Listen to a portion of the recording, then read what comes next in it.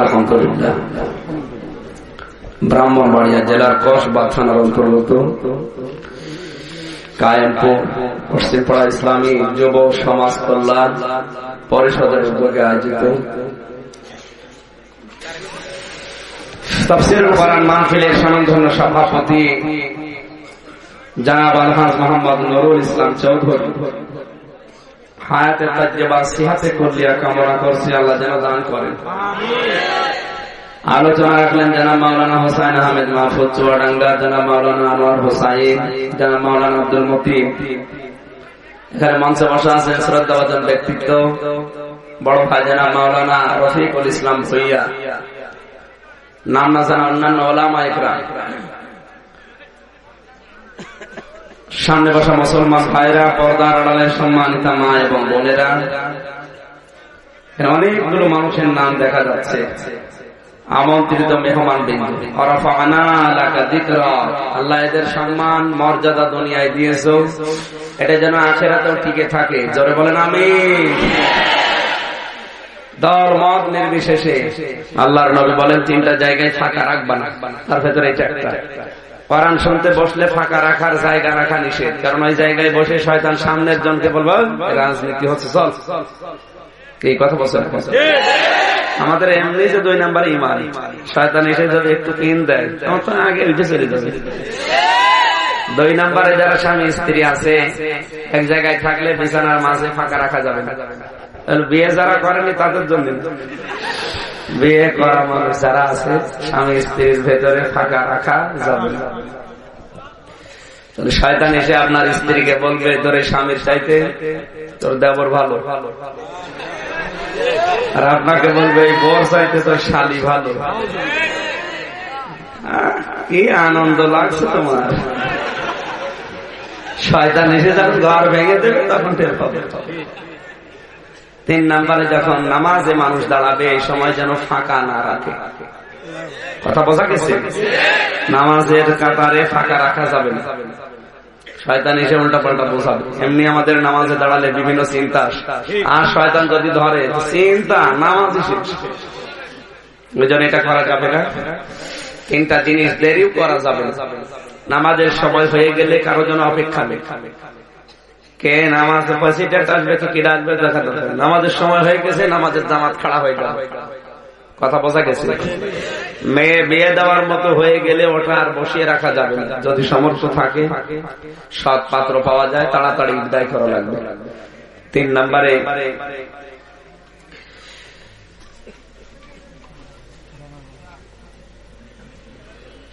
বিয়ের ক্ষেত্রে একটা, নামাজের ক্ষেত্রে একটা, আর জানাজা যদি হাজির হয়ে যায়। মরণের পরে মানুষ আজকে রাত 8টায় মারা গেছে, কালকে দুপুর বেলা মাটি দেবে। এত মানুষকে মরণের পর দেখানোর দরকার ওই অমুক জায়গা থেকে অমুক আসবে না দেখে মাটি দিয়ে দেবো, তো মরে গেছে দেখি করবে। সুতরাং দেরি করা যাবে না, যত তাড়াতাড়ি পারেন মাটির নিচে দিয়ে দেবে। কারণ ফেরেশতারা কতক্ষণ অপেক্ষা করবে? যদি 2 নাম্বার লোক হয় ওরা তো শাস্তি দেওয়ার জন্য ফেরেশতারা আছে। ফেরেশতারা চিন্তা করছে কত দেরি হবে, শয়তান কখন আসবে আর কখন আমরা আরম্ভ করবো। সুতরাং তাড়াতাড়ি দিয়ে দেবেন। কথা বলা যাচ্ছে? জান্নাতের ফেরেশতারা আফসোস করবে, আল্লাহ এ আমাদের সাথে আসবে, জান্নাতের বিছানা বিছিয়ে দেবে। এর যতক্ষণ পর্যন্ত চোখে দৃষ্টি যায় এতক্ষণ পর্যন্ত আমরা কবরকে প্রশস্ত করে জান্নাতের সাথে একটা লাইন জুড়ে দেব। তাড়াতাড়ি করে এই জন্য এই কবরে এটা খুব তাড়াতাড়ি করা লাগবে। মানুষ মারা গেলে আর কারোর জন্য অপেক্ষা নেই, তাড়াতাড়ি বিদায় করে মাটিতে দিয়ে দেবে। বারানের এই মাহফিলে যারা এসেছে এটা রাজনৈতিক মঞ্চ না, রাজনৈতিক মঞ্চ নাকি, কিন্তু রাজনৈতিক যে কথাগুলো কোরআনে আল্লাহ দিয়েছে, যে ফোর্সে দিয়েছে ওই ফোর্সে এখানে বলা হবে। ওটা যদি আপনি রাজনীতি মনে করেন তাহলে আপনি যেটা করছেন ওটা আর রাজনীতি নেই, ওটা দুর্নীতি। যদি বলে হুজুর রাজনৈতিক কথা বলবেন, তাহলে আপনি যদি জীবনে রাজনীতি করেন, রাজনৈতিক কথা যদি কোরআনের মাহফিলে বলা নিষেধ থাকে, তাহলে যেটা কোরআনের মাহফিলে বলা নিষেধ মুসলমান ওইটা করতে পারে, তাহলে আপনাকে আমি রাজনীতি করতে দেব না। আল্লাহর পাঠানো কিতাবের রাজনৈতিক কথা যদি বলা না যায়, তাহলে আপনি রাজনীতি করবেন কি দিয়ে? ওটা তো দুর্নীতি হবে। আপনি রাজনীতি যদি না করেন, নিরপেক্ষ থাকেন, তাহলে আপনি কথা বলতে পারেন। আপনি যে কোনো একটা দলে সাপোর্ট করেন আর আমারে বলতে নিষেধ করেন, তাহলে আমি তো আসল রাজনীতির কথা বলছি। আর আপনি যেটা করছেন ওটা তো দুর্নীতি। যেন ওইটা তো বলবো না যেটা কোরআনে আছে, ইনশাল্লাহ ওই কথাগুলো বলা হবে। আপনি বললেও আমি বলবো, নিষেধ করলেও বলবো, কারণ এটা আমার ইমানের দায়িত্ব। যদি ওইটা চেপে যায়, আর এই কারণে যদি কোনো মানুষ রাজনৈতিক জীবনে বিভ্রান্তিতে পড়ে জাহান্নামে যায়, আমারে আল্লাহ ছাড়বে না। বলবে তুই সমর্থ ছিল, তো তোকে নিয়ে গিয়েছিলাম অমুক জায়গায়, যোগ্যতা ছিল, বলিস না কেন? বল। তুই যদি সঠিক ভাবে বলতি, হয়তো 10টা মানুষের ভেতরে 2টা মানুষও শুনত। সুতরাং যাদের বিবেক আছে, বিবেকটা দিয়ে আজকে কোরআনের এই আলোচনায় যারা আসলাম, সবাই মিলে বলেন তো আলহামদুলিল্লাহ। দরুদ পড়ছি, সালাম পাঠাচ্ছি আমাদের নবীজির উপরে। নবীজি কাদের? আমাদের নবী। হিন্দুরা এই কথা বলতে পারে না, পারে? খ্রিস্টানরা, ইহুদিরা কেউ পারে না, আমরা পারি। নবী কাদের? আমাদের। তাম পৃথিবীতে একজন মানুষই আছে যিনি বলতে পেরেছিলেন, যদি কোনো দোষ ত্রুটি দেখতে পাও আমাদের ভেতরে, মানুষের কাছে বলে দিবে। এরকম নেতা পৃথিবীতে আজও জন্ম নেয়নি, কিয়ামত পর্যন্ত নেবেও না। এখন বাংলাদেশে যারা আছে, কেউ বলতে পারবে, সে যত বড় নেতা হোক, যে আমি যা করেছি সব জনগণের কাছে বলে দাও? আরো নিষেধ করে, বলা তো দূরের কথা, আরো নিষেধ করে যে গোপনে থাক। আর নবীজি বলেছিলেন, আমার স্ত্রীরা, সাহাবা ইকরাম তো রাতের বেলা আমার খবর জানে না, রাতের বেলা যা যা আমার দ্বারা প্রকাশিত হয় এগুলো সাহাবীদের কাছে বলে দিও, কারণ এইটাই আমার আদর্শ। আমি স্ত্রীর সাথে যে আচরণটা করি, এটা তাম পৃথিবীর মানুষকে করা লাগবে, কারণ এটা সুন্নাহ। এটা কি সুন্নাহ? আর দিনের বেলা আমার সাথে যারা ওঠা বসা করো, তোমরা তো দিনের বিষয় জানো, যখন দিনের বেলা এগুলো জানবে, এগুলো মানুষের কাছে প্রচার করে দিও। এই সাহস আজও কারো বুকে জন্ম নেয়নি, এটা নেবেও না। শুধুমাত্র একজন মানুষের নিয়েছিল, তিনি আমাদের মধ্যে। কাদের নবী? কিয়ামতের জন্য এই নবীর সুপারিশ আমরা পাই। জোরে বলেন আমিন। কোরআনের মাহফিলে এসেছি। আজকের আলোচনার বিষয় কে আমার বন্ধু। বারবার বন্ধুর গজল শুনছিল, গজলও বলেছে বন্ধুর। এর আগে যিনি আলোচনা করছিলেন বারবার টাচ দিচ্ছিলেন, ইহুদি খ্রিস্টান আমাদের বন্ধু না। বন্ধু শব্দটা আমি অনেকবার, সে গাড়ি থেকে নামার পর থেকে মনে হয় 10 বার শুনলাম। আপনার কি কথা বুঝতেছেন? বন্ধুটা আমি যদি 10 বার শুনি, আমি তো আসলাম 9টায়। এর আগে যারা উঠেছে ওরা কতবার যে বন্ধু বন্ধু করেছে। আসলে এটা গুরুত্বপূর্ণ একটা বিষয়, বন্ধু যে দুনিয়ার বিষয় না। বন্ধুটা নির্বাচন করা, এটা আল্লাহ শিখিয়েছেন, রাসূল শিখিয়েছেন, এবং বাস্তবতায় আমরা দেখি সবচাইতে বড় প্রভাব মানুষের জীবনে পড়ে বন্ধু। এদেশ এখন যারা চালাচ্ছে, এখন যে অবস্থায় আছে, এর আগে যেভাবে চলেছে, যাই হয়েছে, আমার মনে হয় সবকিছু বন্ধুদের প্রভাব। জরাম বাম ওপরে বসে বসে বন্ধুত্ব করে খালি পেন দিয়েছে, ওই পেন মতো কাজ হয়েছে। আপনি একটা আলেমকে যদি দোষ করেন, মেরে ফেলেন, এতটুকু। কিন্তু বন্ধুর প্রভাব কি আমি আজকে স্পষ্ট এই আয়াত দিয়ে, সূরা মায়েদার 55 নম্বর আয়াত, গুরুত্বপূর্ণ একটা বিষয়। মাথা ঠান্ডা করে এদিকে মন দিয়ে শোনা লাগবে, কালকে থেকে যেন এটা ইবাদত হিসাবে গণ্য হয়ে যায়। জবান ছেড়ে দিয়ে আগে কোরআনের আয়াতটা পড়ে নেন। আউযু বিল্লাহি মিনাশ শাইতানির রাজীম। বিসমিল্লাহির রহমানির রহিম।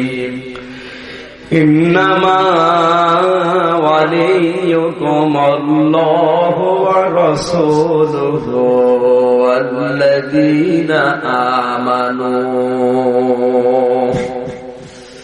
والذين آمنوا আল্লাযীনা ইউকীমুনাস সালাতা ওয়া ইউতুনাজ যাকাতা ওয়া হুম রাকিউন।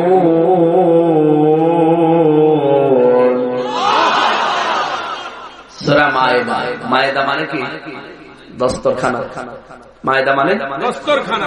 তামাম পৃথিবীটা আল্লাহ দস্তরখানা বানিয়ে দিয়েছে, খাবার দিয়ে আল্লাহ ভরে দিয়েছেন তামাম দুনিয়ায়। সাগরে যাবেন মাছ পাবে, ডাঙ্গায় থাকবেন সরিষা পাবে। এখন মায়েদা শব্দের ব্যাখ্যা করা তো আমার উদ্দেশ্য না, আমার উদ্দেশ্য বন্ধু। কি বন্ধু? বন্ধুর প্রভাব পৃথিবীতে সবচাইতে বেশি মানুষের উপরে পড়ে। এটার বাস্তব প্রমাণ ফেরাউনের পুরা জীবনী পড়ে দেখেছি। ও লোকটা এত খারাপ ছিল না, ও খারাপ হয়েছিল ওর বন্ধু হামান টাক। এই টাকের কথা বলছি। আজ পৃথিবীতে যাদের বন্ধু হামানের মতো টাক, ওদেরও ফেরাউনের মতো পরিণতি হবে। আপনি কি মন খারাপ করছেন? আপনার বন্ধু তো আর হামান টাক না। আপনার কে কে বন্ধু হবে আবার আল্লাহ আজকের আয়াতে জানাবে। আমরা কোরআন থেকে ওই রকম বন্ধু নির্বাচন করবো ইনশাআল্লাহ। আল্লাহর নবী বলেন, পৃথিবীতে আমি যদি আল্লাহ বাদে আর কাউকে বন্ধু হিসাবে গ্রহণ করতাম তাহলে আবু বকরকে বন্ধু হিসাবে গ্রহণ করতাম। যেহেতু আল্লাহ আমার সবচেয়ে বড় বন্ধু, এই জন্য দুনিয়াতে আমার আর বন্ধুর প্রয়োজন নেই। এরপরও আমার শ্রেষ্ঠ বন্ধু আল্লাহর পরে আবু বকর। জোরে বলেন। এই জন্য নবীজির অধিকাংশ গুণাগুণ হযরতে আবু বকরের ভেতরে ছিল।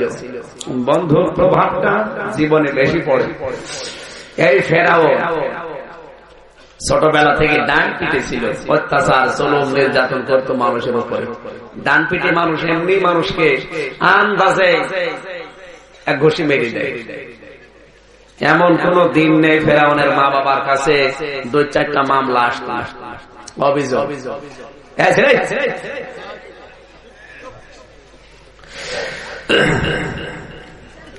শেষ পর্যন্ত মা বাবার সহ্য করতে না পেরে ওকে ত্যায্যপুত্র করেছিল। এই যে ত্যায্যপুত্র করার সিস্টেম ফেরাউন থেকে শুরু হয়েছে। সর্বপ্রথম এই পৃথিবীতে সন্তানকে ত্যায্য করে দিয়েছে ফেরাউনের মা বাবা। কত ভালো সন্তান হলে তারও ত্যায্য করে মা বাবা। আপনি কি কথা বোঝেন না? এই বাংলাদেশে আলেমদের বিপক্ষে অবস্থান যে লোকটা সবচেয়ে বেশি নিয়েছিল, আমি নাম নাই নিলাম, এই লোকটাকেও তার বাবা মা ত্যায্য করে দিয়েছে। আপনি হয়তো খোঁজ খবর নিয়ে দেখবেন, সংবাদ সম্মেলন করে ওর মা আর বাবা বলেছিল, কোলাঙ্গারের সাথে আজ 22 বছর আমরা মা বাবা কথা বলি না। চিন্তা করেন তো, 22 বছর তার মা বাবার সাথে কথা চলে না, ও কি মানুষ না জানোয়ার? আরো আলেমদের বিরুদ্ধে স্লোগান দেয়, মতে মোহাম্মদ, ফাঁসি চাই, দিতে হবে। এটা আব্দুল্লাহ বিন খাতার নামে এক যুবক, এও অবৈধ সন্তান ছিল মা বাবা। নবীজির হত্যার পারমিশন যেদিন আবু জাহেল দিয়েছে, ওই দিন মক্কার উপকণ্ঠে একটা মঞ্চ তৈরি করে নর্তকীদেরকে নিয়ে নাচিয়েছিল। ঢোল ডুবি তবলা বাজায়, মেয়েরা উলঙ্গ অর্ধলঙ্গ হয়ে নাচে, আর ওখানে উল্টা পাল্টা জিনিস খায় আর স্লোগান দেয়, মতে মোহাম্মদ। আর মেয়েরা বলে, ফাঁসি চাই, দিতে হবে।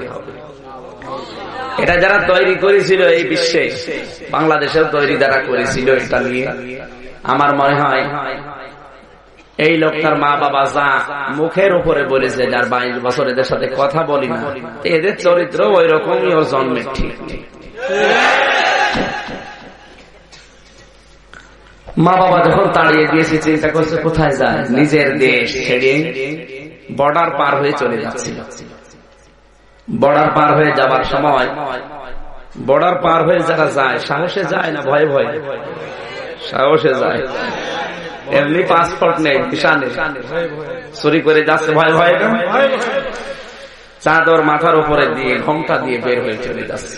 ওর বন্ধু ছিল হামান, জিজ্ঞাসা করছে কে? আমি। কোথায় যাও? মা বাবা আমাকে ত্যায্য করে দিয়েছে, এখন আমি আর দেশে থাকতে পারি না, চলে যাচ্ছি বাইরে। হামান ডাক দিয়ে বলে আমার অবস্থা ওই একই, আমারও মা বাবা আমাকে দেখতে পারে না, তুমি যখন যাও আমার সঙ্গে নাও। দুইজনকে নিয়ে দুইজন মিলে চলে যাচ্ছে বর্ডার পার হয়ে। রাতের বেলা বর্ডার পার হয়ে পৌঁছিয়েছে মিশরে। কোথায়? মিশরে পৌঁছানোর পরে সারা রাত হাঁটতে হাঁটতে দেশের অনেক দূরে গিয়ে এসেছে বর্ডার থেকে। সকাল যখন হয়েছে চিন্তা করছে পেটে তো খাবার নেই, সারা রাত জাগায়, পরে ক্ষুধা। একটা লোক তরমুজের খেতে কাজ করছিল, ওর জীবনী থেকে বলছি। যাবার পরে ডাক দিয়ে বলে, চাচা আমাদেরকে কিছু খেতে দেন। মুরব্বি বলে, খেতে দিতে পারি, আমার প্রতিটি তরমুজ গাছের গোড়ায় 1 বালতি করে পানি দেওয়া লাগবে। ফেরাউন হামান দুইজনের নাম কিন্তু এটা না, ফেরাউনের নাম ছিল অনেকগুলো নাম। ফেরাউনের নাম আসল কিন্তু এটা না, ওর নাম ছিল আসওয়াদ। ডাক দিয়ে বলছে, চাচা পেটে তো খাবার নেই, এক কাজ করেন 2টা তরমুজ দেন, আমরা দুইজন খেয়ে নেই, শক্তি হোক, এরপরে পানি ঢেলে দেব। ঠিক আছে, দুইজন 2টা তরমুজ খেয়ে এরপরে পানি লাগাও। দুইজনই যুবক মানুষ, শরীরে শক্তি আছে। মালিক চিন্তা করছে এদের দিয়ে কাজ তো ভালোই হচ্ছে, তাই তোরা কাজে লাগবে, অসুবিধা নেই, শুধু বাড়িতে থাকা খাওয়ার ব্যবস্থা করে দিন, কাজ করে দেব। ফেরাউন সর্বপ্রথম এই পৃথিবীতে তরমুজের খেতে কাজ দিয়ে জীবন আরম্ভ করে। এর আগে ভব কোম্পানির ম্যানেজার ছিল, কোন কাজকর্ম ছিল না, বাপের হোটেলে খেত আর ঘুরে বেড়াতো। কিছুদিন চলছে, এ মুরব্বির বাড়িতে থাকে।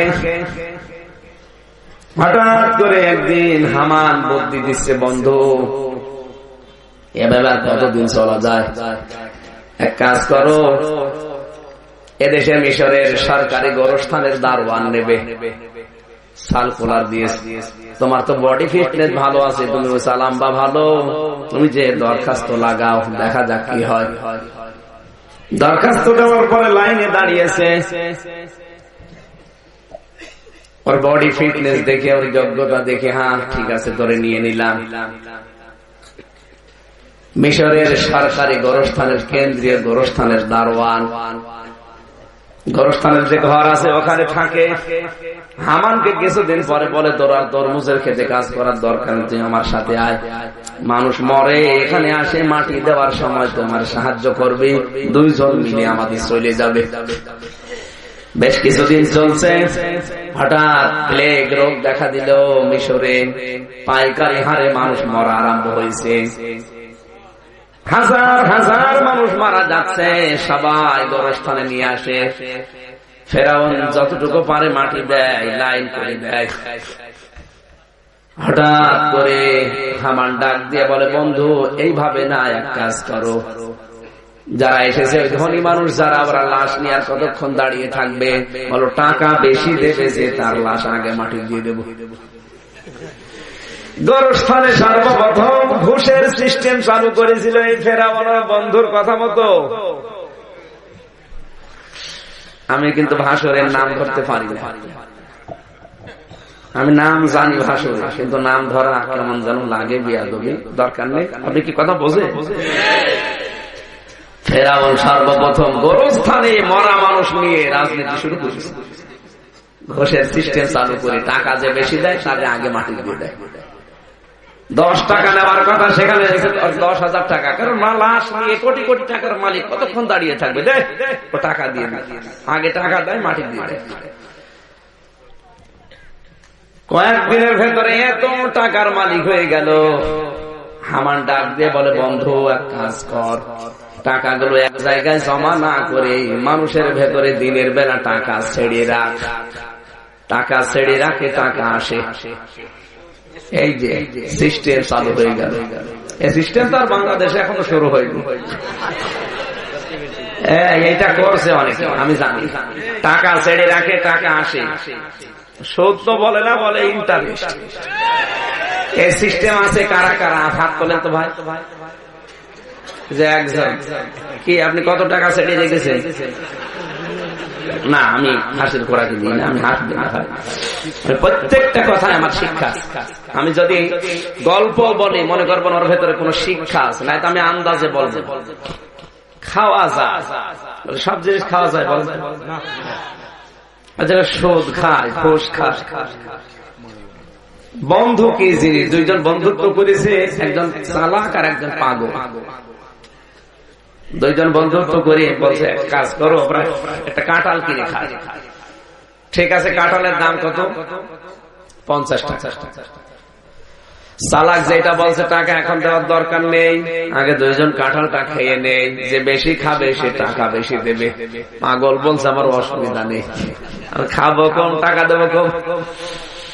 কাঁঠালটা ভেঙে যখন খাচ্ছে, চালাক যে রোয়াও খায় আটিও খায়, পাগল যেটা আটি রেখে দেয় রোয়া খায়। শেষে গণনা করে দেখা গেল চালাকের সামনে মাত্র 5টা আটি আর পাগলের কাছে 45টা। বেশি বা আটি যায় বলে। টাকা এবার পাগল দিয়েছে 45, ও দিয়েছে 5। ও আনন্দ করে আল্লাহ খাইলাম বেশি দিলাম কম। অনেক মানুষ এখানে চালাক বসে আছে, প্রতি মাসে মাসে 100 টাকা ছেড়ে রাখে, 120 টাকা পায়। চালাক গো, পাগল চিন্তা করছে আল্লাহ খাইলাম কম দিলাম বেশি। 100 টাকা রাখে, 120 টাকা মাসে মাসে দেওয়া লাগে। এরকম পাগল নেই? পাগল আছেন কার হাত করে? তো ওই যে একজন, তার মানে ও সুদ খায় না কিন্তু দেয়। একজন তো মনে দুঃখ, আমি কি করলাম, ওর সাথে বন্ধুত্ব করে আমি এত লস। আর একজন আনন্দ করে, যা পাগল একটা পেয়েছিলাম, মন মতো খেয়েছি। কিন্তু বিজ্ঞান এখন বলছে, চিকিৎসা বিজ্ঞান, যে কমপক্ষে 5টা জিনিস পেটে গেলে হজম হয় না, তার ভেতরে কাঁঠালের আটি। আপনি যত কিছু খান, ও হজম করার কোনো বুদ্ধি নেই। বাড়ির দিকে যাচ্ছে, পেটের ভেতরে তো হজম হয়, গড় গড় করে। আর উপরে মেঘ, ওইটাও গড় গড় করে। এই দুই গড় গড়। চিন্তা করছে কি করি, তাড়াতাড়ি পায়খানায় যাবে না, ওর ঘরের পেছনে এক মাছা ছিল, মাছা দিছে, ওই কাজ করি। পেটে তার কিচ্ছু নেই, খালি, এসে ঘুমিয়ে আছে। সারা রাত বৃষ্টি হয়েছে। সকালবেলার বউ রান্না করতে গিয়ে দেখে ডালায় কোনো তরকারি নেই। জ্বালানা দিয়ে মাছার উপরে তাকিয়ে দেখে লাউ কদু কিছু আছে নাকি, তাও নেই। যেই নিচের দিকে তাকিয়েছে, দেখে এক ঢিপ কাঁঠালের আটি। ডাক দিয়ে বলছে, আল্লাহ তুমি মনে হয় বরকত দিয়েছো। তাড়াতাড়ি এগুলো তুলে নিয়ে এসেছে, গরম পানি দিয়ে সিদ্ধ করে ভর্তা করে ওর সামনে দিয়েছে। ও বিসমিল্লাহ ছাড়াই তুই থালা খেয়েছে। খাবারের পরে তো সারা রাত পেটে খাবার নেই। খাবারের পরে মনে আসছে, আমি এই যে কাঁঠালের আটি, তুই তো কাঁঠাল কিনি নাই। ডাক দিয়ে বলছে, ও গো তুমি কাঁঠাল পেলে কোথায়? এবছরে তোমার কাঁঠাল কিনা হয়নি। তুমি কাঁঠাল কেন নাই, তাতে কি হয়েছে? শুকরিয়া আদায় করো। শুকরিয়া তো আদায় করবো, তুমি পেলে কোথায়? আমি মাছার কাছে গিয়ে সকালে দেখি তরকারি নেই, ডালায়ও নেই। যেই মাছার নিচে তাকিয়েছি, স্বামী বলছে ওয়াও। বলছে ওয়াও করো কেন? স্বামী কপালে হাত দিয়ে কান্দে আর বলে, আল্লাহ তুমি এক জিনিস কয়বার খাওয়াবা? কিছুক্ষণ আগে খাওয়া যায়, সবকিছু খাওয়া যায়, বলেন খাওয়া যায়? আর যারা সুদের টাকা এভাবে খাচ্ছেন, আমার মনে হয় ওই এক জিনিস 2 বার করে খাচ্ছে। কথা বলে না কেন? ওটা তো ভালো, ওর চাইতে নিকৃষ্ট। যারা সুদের টাকা খাচ্ছেন, নিজের মায়ের সাথে কমপক্ষে আপনি 33 বার জিনা করেছেন। আস্তাগফিরুল্লাহ, নাউযুবিল্লাহ। কত ফেলার দরকার না? কথা বলেন না যে মায়ের পেট থেকে আসলেন, ওই মায়ের সাথে 33 বার জিনা করার গুনাহ হয় 1 টাকা পরিমাণ যদি কেউ সুদ খায়। আজ যাদের দুনিয়ায় কোটি কোটি কোটি কোটি টাকা, এগুলো তো সব তো জিবরাইল দিয়ে যাচ্ছে না, সুদের সাথে সব জড়িত, অধিকাংশ। এভাবে আপনি টাকা ইনকাম করে এভাবে খাচ্ছেন, একটু জিজ্ঞাসা করবেন তো যে কাঁঠালের আটি পেলে কোথায়? বলবে শুকরিয়া আদায় করেন। কথা বলছে না? তখন বুকে হাত দিয়ে কপালে থাপড় দিয়ে বলা লাগবে যে আল্লাহ এক জিনিস আর কয়বার খাবো।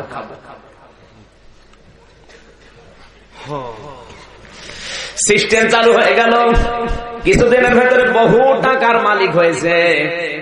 হামান বুদ্ধি দিচ্ছে, বন্ধু এই যে দেশের যিনি আছে দায়িত্বে, তুমি তো সরকারি চাকরি করো, দায়িত্বে যিনি আছে তার সাথে একটু দেখা করার ব্যবস্থা করো, তোমাকে আর একটু উপরে নেয় কিনা।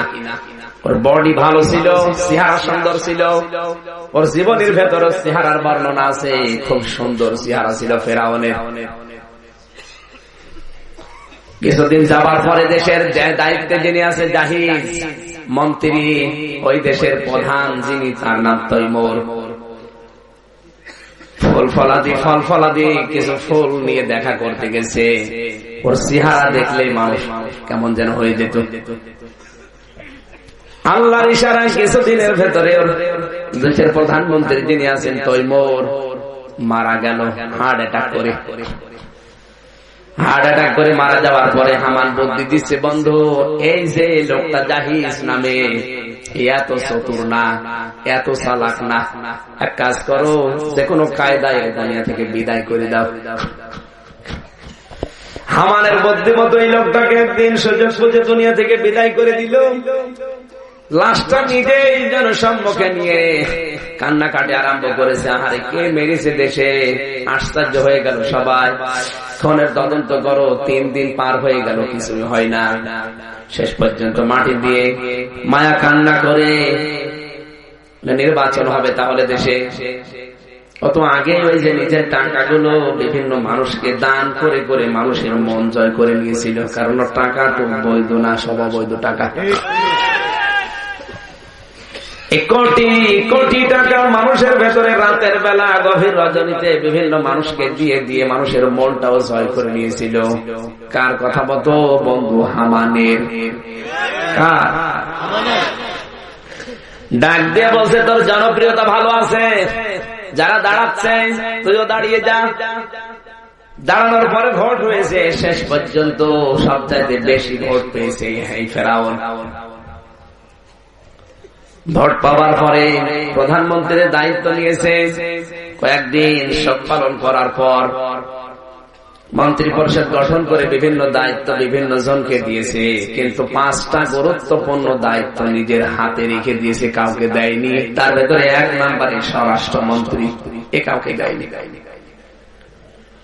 ওর বন্ধু হামান তো যে গোরস্থান, দারোয়ানের গোরস্থান ওর ঘরে আছে। কিছুদিন পরে ওরে ডাক দিয়ে বলছে, তোর আর এভাবে করা লাগবে না, তুই ফিরে আয়, তোরে আমি একটা বড় দায়িত্ব দিয়ে দেব। একেবারে বানিয়ে দিয়েছে দেশের স্বরাষ্ট্রমন্ত্রী। চলছে বেশ কিছুদিন চলার পরে হামান বুদ্ধি দিচ্ছে, বন্ধু এভাবে হবে না, তোরে আরো উপরে ওঠা লাগবে। ফেরাউন বলে, আর কত?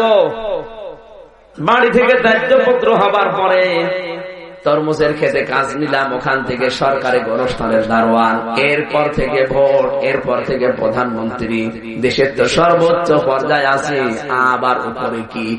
হামান বলছে, না তোরে এবার একটা দায়িত্ব দেওয়া হবে, তুই ঘোষণা দিবি, আনা রব্বুকুমুল আ'লা, আমি বড়। আমি খুব ভালো করে ফেরাউনের পুরা জীবনী পড়েছি, ওই এত খারাপ ছিল না। চিন্তা করেছিল তরমুজের ক্ষেতের কর্মচারী থেকে এসেছি প্রধানমন্ত্রীর জায়গায়, আবার কোথায় উঠবো?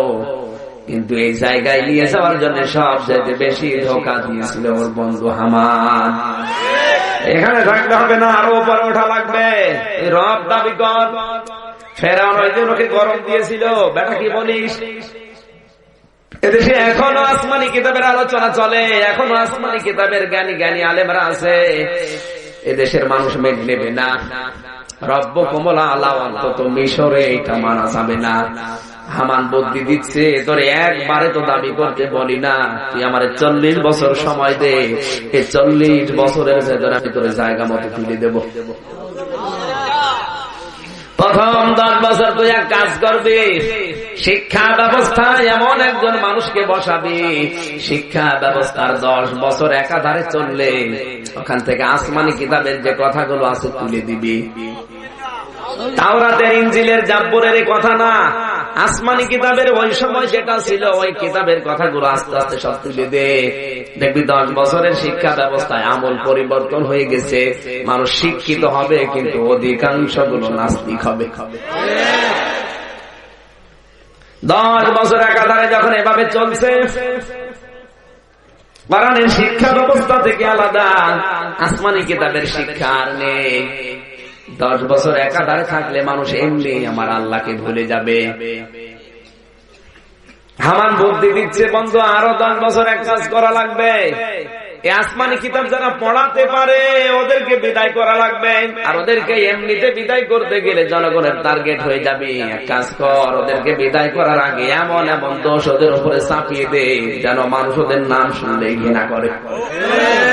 আপনি এমনি মেরে ফেলেন একটা আলেমকে যদি দোষ করে, কিন্তু মারার আগে এমন দোষ তার উপরে চাপিয়ে দেওয়া হয়, পরবর্তী প্রজন্ম যারা আসবে ওরা যেন আলেমের নাম শুনলে ঘৃণা করে। বড় হুজুরে ধর্ষক, আরে ছোট হুজুর তো 2 নাম্বার। আপনি মনে হয় ঘুমান ভাই, 12টার পরে জেগে উঠবেন। 3 নাম্বারে তারা কাজ করা লাগবে। এই দেশে নারী পুরুষের এক জায়গায় চাকরির ব্যবস্থা করে দে। কারণ একটা মানুষ নারী যদি পুরুষের কাছে বেশি সময় দেয়, স্বামীর চাইতে সাহেবের সাথে মহব্বত বেশি হয়। আপনি দেখবেন একটা নারী যদি নিজের স্বামীর কাছে 3 ঘন্টা থাকে, সাহেবের কাছে 21 ঘন্টা, মহব্বত বাড়বে স্বামীর চাইতে সাহেবের সাথে। অনেক সময় স্লোগানও দিয়ে ফেলে, পরে ছেড়ে দেবো কিন্তু সাহেব ছাড়তে পারবো না, কারণ সময় দিয়েছে হুজুরের চাইতে সাহেবের কাছে বেশি। কথা বলছে না? মানুষের নেচার এটা, যার কাছে বেশি সময় থাকে মহব্বত তার সাথে বেশি হয়। কথা বলছে না? এই জন্য স্বামী স্ত্রী এক জায়গায় থাকার নিয়ম। কিন্তু এখন আমরা একজন লন্ডনে, একজন আমেরিকা। কিছুদিনের পরে দেখা যাচ্ছে 2 জন আসমানে ঝোল খাচ্ছে, আর ছেলে মেয়েরা আল্লাহ দিচ্ছে। আমার কথা কি বোঝা যাচ্ছে? স্বামী স্ত্রী 2 জনই যারা চাকরি করে, আপনি একটু খোঁজ নিয়ে দেখবেন সংসারে শান্তি নেই। কারণ ওদের পরিবার দেখবে কি? আমি বহু পরিবারের খোঁজ নিয়ে দেখেছি, নেই। স্বামী স্ত্রী 2 জন সকাল 8টার সময় বেরিয়ে যায়, রাত 8টায় আসে, আরে সন্তানাদি গুলো সব আসমানে ঝোল খায়। হয় না, কিছুদিন পরে দেখা যাচ্ছে ঐশী তৈরি হচ্ছে। বাবা ছাড়া ওরা চলে না। কি বাবা? আপনি চাকরি করতে নিষেধ করছেন, কিন্তু সিস্টেম তৈরি করা লাগবে। স্বামী স্ত্রী নারী পুরুষ অবাধ মেলামেশা তৈরি করার জন্য এক জায়গায় করে দাও। আপনি আলাদা আলাদা ব্যবস্থা করেন, কোনো অসুবিধা নেই। নারীরা চাকরি করবে 100 ভাগ গ্যারান্টি দিয়ে, কোনো অসুবিধা নেই, কিন্তু ওদের সিস্টেম থাকবে ক্ষেত্র আলাদা, সব এক জায়গায় করে দিয়েছে। এই যে এখন সৌদি আরবে আইন পাস করে সেলসম্যান দিচ্ছে মেয়েদের, সুন্দরী মেয়েদেরকে ওইভাবে যদি আপনি দোকানে যেয়ে দেখেন, ও মাল কিনবেন না, ওই মালের দিকে তাকিয়ে থাকবেন। কি একটা আশ্চর্য! আমি হজে যাওয়ার পর ওগুলো দেখি না, কিন্তু এখন দেখতে পাচ্ছি। এখন আইন পাস করে ওদেরকে ড্রাইভিং লাইসেন্স দিয়েছে, মেয়েরা ড্রাইভিং করতে পারবে। শুধু এতটুকুই না, সিনেমা হল ওপেন করে দিয়েছে, নারী পুরুষ সিনেমা দেখছে। জোরে বলেন সুবহানাল্লাহ।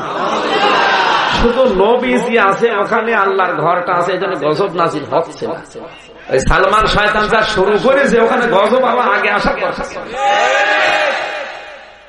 কারণ জেনা ব্যভিচার যখন ওপেন হয়ে যায়, তখন আল্লাহ তার রহমতের দৃষ্টিটা তুলে নেয়। কথা বলে না কেন? আজও এ দেশটায় রহমত যতটুকু ছিল, এখন আল্লাহ আস্তে আস্তে তুলে নিচ্ছে। এই কারণ এই দেশে এখন জেনা ব্যভিচার একেবারে ওপেন হয়ে যাচ্ছে সব জায়গায়। 1500 বছর আগে নবীজি জানিয়েছিলেন এমন সময় আসবে মানুষ জেনা করবে আর জেনা করা দেখবে। এখন তো মোবাইলে ঠিক ওই কায়দায় চলছে। কথা বলেন না কেন? পর্ণ আসক্তি যাদের বেশি, উলঙ্গ নাচ, উলঙ্গ পোস্টার, উলঙ্গ নারী দেহ দেখার অভ্যাস যাদের বেশি, একটা কাজ করেন, বলবো মন খারাপ হবে না? মোবাইল যাদের আছে, মোবাইলের স্ক্রিনে অথবা কম্পিউটারের স্ক্রিনে যারা ফেসবুক আইডি আছে, মোবাইল খোলার পরেই কিন্তু একটা লেখা আসে। কথা বোঝেন? আমার লেখা আসে না? যাদের ওগুলো দেখার অভ্যাস বেশি, আসক্তি বেশি হয়, শয়তান তো বসে নিয়ে চেষ্টা চালাবে, কারণ ওগুলো দেখলে সঙ্গে সঙ্গে আপনার ঈমান চলে যাবে। জেনা করলে যেমন ঈমান চলে যায়, জেনা দেখলে এক কথা বলছে না। কোন মানুষ যখন মদ খায় তখন কিন্তু তার ভেতর আর ঈমান থাকে না, ঈমানটা বাইরে থাকে। ও যখন মদ খাওয়ার পরে ফিরে আসে, সুস্থ হয়, তখন তার ভেতরে ঈমান আসে। যখন মানুষ জেনা করার জন্য উদ্বুদ্ধ হয়, ওই সময় তার কাছে আর ঈমান থাকে না, ঈমান দূরে থাকে। যখন জেনা করা হয়ে যায় তখন ঈমানটা ওর ভেতরে আসে, তখন ওর বিবেক নাড়া দেয়, না এই কাজটা করা ঠিক হয়। এই কথা বলে না কেন? আমি কি বেশি বলছি না ঠিক বলছি? ঠিক। জেনা করার সময় কখনো ঈমান থাকে না, শয়তান ওরে দখল করে নেয়, করাই লাগবে, যে কোনো কায়দায় ওরে কাজটা করাবে। কাজ করার পরে যখন ঈমান ফের ভেতরে চলে আসে তখন ওর বিবেকটা নাড়া দেয়, না কাজটা তো ঠিক হয়নি। শয়তান তখন দূরে চলে যায়, তখন হাসে, কাজ আমি করে দিয়েছি, ওরে ধ্বংস করে ফেলছি। কথা বলে দেখেন, এরকম হয় না? মোবাইল যাদের আছে, ইন্টারনেট ব্যবহার যারা করে, ইউটিউব, টিউব, ম্যাপ, এগুলো যারা চালায়, ফেসবুক, আমার মনে হয় খুললে ওই রকম মন যাদের আছে। আমি কি বেশি বলছি নাকি? দেখতে মনে বলে না? একটা কাজ করে রাখবেন, 7টা কাজ আছে, একটা বলছি। মোবাইলের স্ক্রিন যখন আপনি মোবাইল খুলবেন, ইউটিউবে যাবেন, টিউব ম্যাটে যাবেন, ফেসবুকের আইডিতে যাবেন, খোলার পরে যে একটা ছোট্ট লেখা আসবে, ওই লেখাটা আপনি সেভ করে দেবেন, আল্লাহ আমাকে দেখছে। বাংলায় দেবেন, হিন্দিতে দেবেন, আরবিতে দেবেন, যে ভাষায় আপনি পারেন লিখে দেবেন, আল্লাহ আমাকে দেখছে। খোলার পরে দেখবেন আল্লাহ আমাকে দেখছে। অন্তত আপনি আল্লাহর সরিষা পরিমাণ ঈমান যদি আপনার থাকে, অন্তত আপনাকে বাঁচিয়ে পারা যাবে না। কারা কারা পারবেন হাত তোলেন তো? দাড়ি মুখে নিয়ে 2 নম্বরই কাজ করো। হ্যাঁ,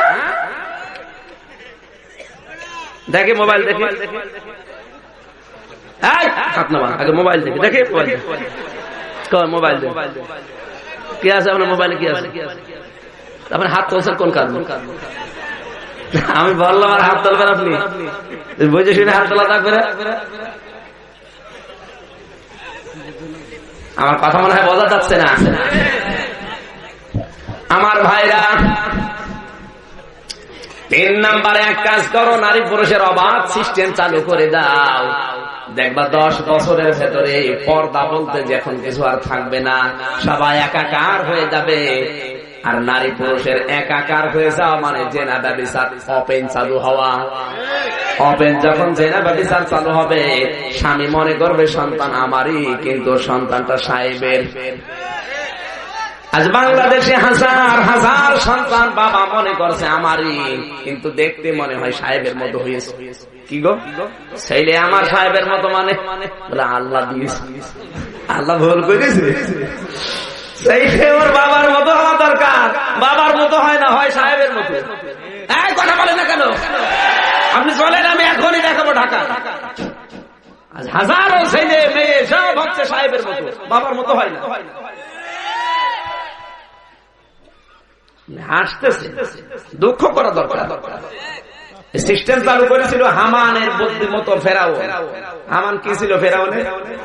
আরো জোরে, আরো জোরে, খুব গুরুত্বপূর্ণ জিনিস এটা। হামান ডাক দিয়ে বলে, বন্ধু আর 10 বছর বাকি আছে, এক কাজ করো, তুমি যে রব আনা রব্বুকুম আলা এটা বললেই মেনে নেবে তা না। এক কাজ করো, অনেককে মানবে, অনেককে মানাতে বাধ্য করা লাগবে। সুতরাং মানুষকে বাধ্য করতে হলে ক্ষমতা লাগবে, পাওয়ার লাগবে, প্রশাসন লাগবে। এই যে 10 বছরে যত জারজ তৈরি হয়েছে, প্রায় 12,000 জারজ সন্তান তৈরি হয়েছিল। ওই 12,000 সন্তানকে নিয়োগ দিয়ে তুমি প্রশাসনের ডান হাত বানিয়ে নাও। যে মানবে না তাকে দিয়ে পিটিয়ে মানাবা। সিস্টেম আমার মনে হয় পৃথিবীতে অনেক দেশে এখন আরম্ভ হয়ে গেছে। আল্লাহ বাঁচিয়েছে যে আমাদের দেশে এখনো শুরু হয়নি। অত কথা বলার দরকার নেই, চুপ করে। শেষ পর্যন্ত হামানের বুদ্ধিমতো 40 বছরের টার্গেট নিয়ে ঘোষণা দিল, আনা রব্বুকুম আলা। যে মেনেছে তাকে ছেড়ে দিয়েছে, যে মানে না নিজের স্ত্রী তাকেও ছাড়ে না। কথা বলুন। নিজের স্ত্রীকে এত অত্যাচার পৃথিবীতে ফেরাউন করেছে। আমি কত মহিলার জীবন পড়েছি, কিন্তু আসিয়ার জীবন পড়তে গেলে আমার কান্না আসে, কারণ এত অত্যাচার দুনিয়ায় কোন স্বামী তার স্ত্রীকে করতে পারে আমি দেখিনি। মা বোন যারা এসেছেন, এবার আপনাদেরকে একটা শিক্ষা দেয় এখান থেকে। আজ পৃথিবীতে কত মহিলা আপনার আদর্শ, কত মহিলাকে আপনি অনুসরণ করে চলেন। ক্যাটরিনা কাইফ, এরপরে ভারতের সিরিয়ালের মহিলারা ওদের আদর্শ হয়। কিরণমালা কটকটি, আপনার আদর্শ হবে 4 জন। কয়জন? 1 নাম্বার আমার আল্লাহ যাদেরকে আদর্শ বানিয়েছেন, হযরতে মরিয়ম। আরো জোরে বলেন, মারিয়াম বানাল্লাতি ইমরা ওয়া মারিয়াম ইমরানাল্লাতি। সূরা মায়েদ আল্লাহ তাআলা বলেন, মারিয়াম বানাতা ইমরানাল্লাতি আহসানাত ফারজাহা ফানাফাখনা ফীহি মির রূহিনা ওয়া সাদাকাত বিকালিমাতি রাব্বিহা ওয়া কুতুবিহি ওয়া কানাত মিনাল কানিতিন। সূরা তাহরিমের 12 নম্বর আয়াতে আল্লাহ মরিয়মের সম্পর্কে আয়াত দিলেন, প্রশংসা করলেন। ইমরানের মেয়ে মারিয়াম, তাকে আমি কামালিয়াত দিয়েছিলাম, তাকে আদর্শ করে দিলাম তামাম দুনিয়ার নেককার মহিলাদের জন্য। কেন জানো? এই মহিলাটা নিজের সতীত্ব হেফাজত করেছিল, এমন ভাবে নিজের ইজ্জতকে আবরুকে হেফাজত করে রেখেছিল। আমার আল্লাহ খুশি হয়ে বাবা ছাড়াই দুনিয়ায় একজন মানুষকে সন্তান দিয়েছেন, তার নাম মারিয়াম। আর আমাদের হাজার হাজার মেয়েরা বিয়ের আগে সন্তানের মা পেয়ে যাচ্ছে। বিয়ের আগে যৌবন বিক্রি করা সারা, কথা বলেন না কেন? অধিকাংশ কলেজ বিশ্ববিদ্যালয়ের মেয়েদের এখন আর ভালো মানুষ বিয়ে করতে চাচ্ছে না, কারণ যারা জানে যে এদের যৌবন বিক্রি হয়ে গেছে, বিয়ে করে করবে কি? সম্মানিত মা বোনের, আপনার আদর্শ তো হওয়া দরকার ছিল হযরতে মারিয়াম। তিনি তার লজ্জাস্থানকে, যৌবনকে, যৌনাঙ্গকে হেফাজত করেছিলেন এমন ভাবে আল্লাহ নিজে প্রশংসা না করে পারেননি। আপনার চরিত্রটা আপনি সংশোধন করে রাখেন, আপনার যৌবনকে হেফাজত করেন। বয়ফ্রেন্ড, গার্লফ্রেন্ড, এরকম ফ্রেন্ড বাদ দেওয়া লাগবে, এটা হারাম। কোথায় পেয়েছেন? বিয়ের আগে বয়ফ্রেন্ড। মেয়েদের জন্য বয়ফ্রেন্ড বিয়ের আগে জায়েজ নেই, ছেলেদের জন্য বিয়ের আগে গার্লফ্রেন্ড জায়েজ নেই। কথা বলেন না কেন? এটা ইহুদি খ্রিস্টানদের কাছ থেকে মানুষেরা নিয়েছে। যার সাথে আপনার জীবনের সাদৃশ্য মিলবে, কিয়ামতের দিন আপনি তার সাথে থাকবেন। বাইরের দেশের লেখাপড়ার কালচার গুলো এই দেশে এখন মেলানো হচ্ছে। ওই দেশে আমেরিকায় লেখাপড়া করতে গেলে বয়ফ্রেন্ড গার্লফ্রেন্ড ছাড়া হয় না। বাবার সামনে একটা মেয়ে ঘুরছে অবৈধ সন্তান পেটে নিয়ে, কিচ্ছু বলার নেই। ছেলে মদ খেয়ে গিলাস থেকে বের হয়ে বাবার সামনে আসবে, কিচ্ছু বলার নেই। ওই সিস্টেম এখন অনেক মানুষ চালু করার ধান্দায় আছে। উনি আধুনিক হতে চায়, এটা কি আধুনিক বলেন?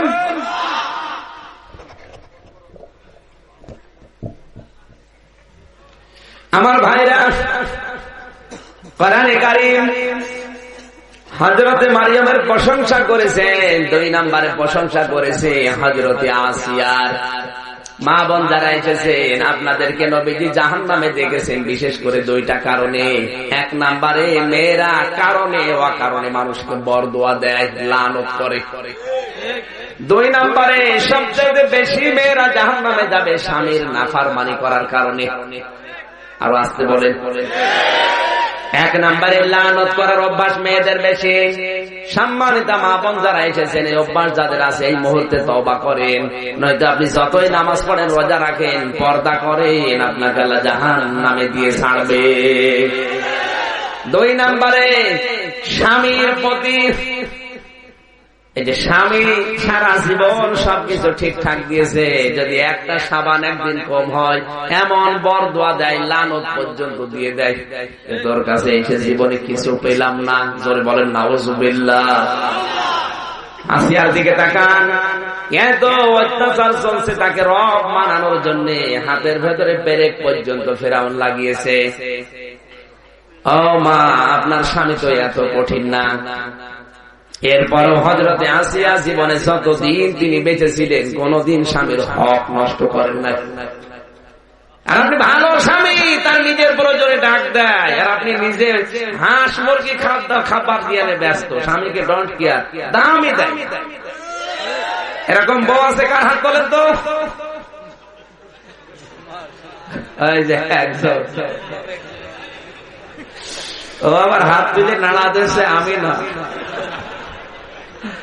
না, আপনি না হলে তো ভালো, কিন্তু যেই লোকটার দাম দেয় না সে টের পাচ্ছে যে কোন জাহান্নামে আছে। কথা বলেন। মেয়েরা কে এসেছে? আমার মা বোনেরা, শুধু নামাজ দিয়ে রোজা দিয়ে কোরবানি দিয়ে জান্নাত পাওয়া যাবে না। আপনার জান্নাত যাওয়ার যে 4টা জিনিস আছে তার ভেতরে 3 নম্বরে আপনার স্বামী। স্বামীর নাফরমানি থেকে মুক্ত হওয়া লাগবে। নাফরমানি যারা করছেন আপনাকে থেমে যাওয়া লাগবে। পৃথিবীতে যত মহিলার জীবন আমি পড়েছি, হযরতে আসিয়া সবচাইতে বেশি স্বামী ভক্তি করে দেখিয়েছেন। এত অত্যাচার হচ্ছে, এরপরও হযরতে আসিয়া স্বামীর প্রতি মন খারাপ না, বরদোয়া দেননি। কোরআনে কারীম জানিয়েছে, ওয়ারাবাল্লাহু মাসালাল লিল্লাযিনা আমানু মুরআতা ফিরআউন ইয ক্বালাত রাব্বি ইবনি লি ইনদাকা বাইতান ফিল জান্নাতি ওয়া নাজ্জিনি মিন ফিরআউনা ওয়া আমালিহি ওয়া নাজ্জিনি মিনাল কওমিজ যালিমিন। জোরে বলেন আল্লাহু আকবার। একটু খেয়াল করে শোনা লাগবে। আল্লাহ দৃষ্টান্ত দিচ্ছেন ইমানদারদের জন্য। ফেরাউনের স্ত্রী আসিয়া, আল্লাহ পাক এই পৃথিবীতে যে সমস্ত মেয়েদের স্বামী আছে তাদের নাম কিন্তু কোরআনে নেয়নি, কিন্তু যাদের স্বামী নেই তাদের নাম আল্লাহ কোরআনে স্পষ্ট ভাবে নিয়েছেন। মরিয়মের নাম আল্লাহ কোরআনে স্পষ্ট দিয়েছেন, ওর নামে সূরা দিয়েছেন, কারণ মরিয়মের স্বামী। কথা বলেন না। অথচ এই জায়গায় ফেরাউনের স্ত্রীর নাম আসিয়া আল্লাহ জানতো না। তাহলে নামটা না নিয়ে ইমরাতা দিলেন কেন? ইমরাতা ফেরাউনের স্ত্রী, অথচ আল্লাহ নামটা জানতেন। এই জন্য যারা স্বামী হারা তারা সবচাইতে বড় হতভাগা। কথা বলে না কেন? স্বামী আছে, গুরুত্ব দিচ্ছেন না। হঠাৎ করে যখন খোকার বাবা মরিয়ে যাবে তখন যে হবে। একটু কোরআনের দিকে খেয়াল করে। স্বামী আছে এই জন্য আল্লাহ তার নাম নেয়নি, যদিও ইমানদার। স্বামী নেই এই জন্য আল্লাহ তার নামটা দিয়েছেন, কারণ স্বামী না থাকলে যে দুঃখ দুনিয়ার কেউ না বুঝলে ওটা আল্লাহ বোঝে। আজ যে সমস্ত মেয়েদের স্বামী বিদেশে কাটাচ্ছে 22 বছর, ও যৌবনটা নিয়ে কাটা, গলা কাটা মুরগির মতো করবে কি? বিশেষ করে যাদের সন্তানগুলো আপনি পাঠিয়ে দিয়েছেন, আর এই এলাকার মানুষগুলো বেশি বিদেশে থাকে আমি দেখেছি। এই নোয়াখালী, কুমিল্লা, ব্রাহ্মণবাড়িয়া, আমি বাইরের যতগুলো দেশে গেলাম জিজ্ঞাসা করে বাড়ি কোথায়? ব্রাহ্মণবাড়িয়া। বাড়ি কোথায়? নোয়াখালী। বাড়ি কোথায়? কুমিল্লা। আপনার টাকা পয়সায় সব হয়ে গেল, ছেলেটাকে পাঠিয়ে দিয়েছে। আমি নিষেধ করছি না, দেন, কিন্তু নিয়ে আসেন মাঝে মাঝে। 6 মাস 1 বছর পরে দিয়েছে আল্লাহর রাস্তায়, 22 বছর পরে একবার নিয়ে আসবে। আর পুত্রবধূ বিয়ে দিয়ে কি করলেন? আপনি রেখে গেলেন, কি করবে? কথা বলছেন। এরকম পরিবার দেশে নেই। এখানে যারা ছেলেকে বিদেশে পাঠিয়ে দিয়ে আপনি তসবিহ টেপছেন মনে মনে, এগুলো আমি নিচে নামতে পারলাম না, তাই আশা করে আপনি বুঝেছেন। আরে ভাই, টাকা পয়সা দিয়ে কি করবেন? আপনার পুত্রবধূ যদি জেনায় লিপ্ত হয়ে যায়, ও যদি অন্যের হাত ধরে কোনো সময় চলে যায়, যা পাঠাচ্ছে আপনার ছেলে ও যদি অন্য কারো ব্যাংকে জমা করে, আপনি টাকা দিয়ে করে করবেন। 6 মাস 1 বছর পরে বাড়িতে নিয়ে আসার ব্যবস্থা করে, 1 মাস 1.5 মাস থাক, এরপরে আবার যা, অসুবিধা একেবারে রাহেলিল্লাহ দিয়ে। সৌদি আরবে আমি হজ করার সময় একটা জিজ্ঞাসা করলাম বাড়ি কোথায়? ব্রাহ্মণবাড়িয়া। কোন থানায়? কসবায়। কয় বছর আছে? 11 বছর চলছে। বাড়ি যাবেন? এখনো 11 বছর পরে। 22 বছর পরে বাড়ি যাবে আপনার বউ বিয়ে করে রেখে চলে গেছে, তো দেখবে কে? সব আল্লাহর উপরে ছেড়ে দিচ্ছে, আল্লাহ দেখবে। কি এটা আশ্চর্য থানার মানুষ। ওই লোকই আমার নিয়ে গেছিল মদিনা থেকে মক্কা, আবার মক্কা থেকে জেদ্দা, মাঝে মাঝে মাহফিল করতাম ওখানে, ও নিয়ে যেত।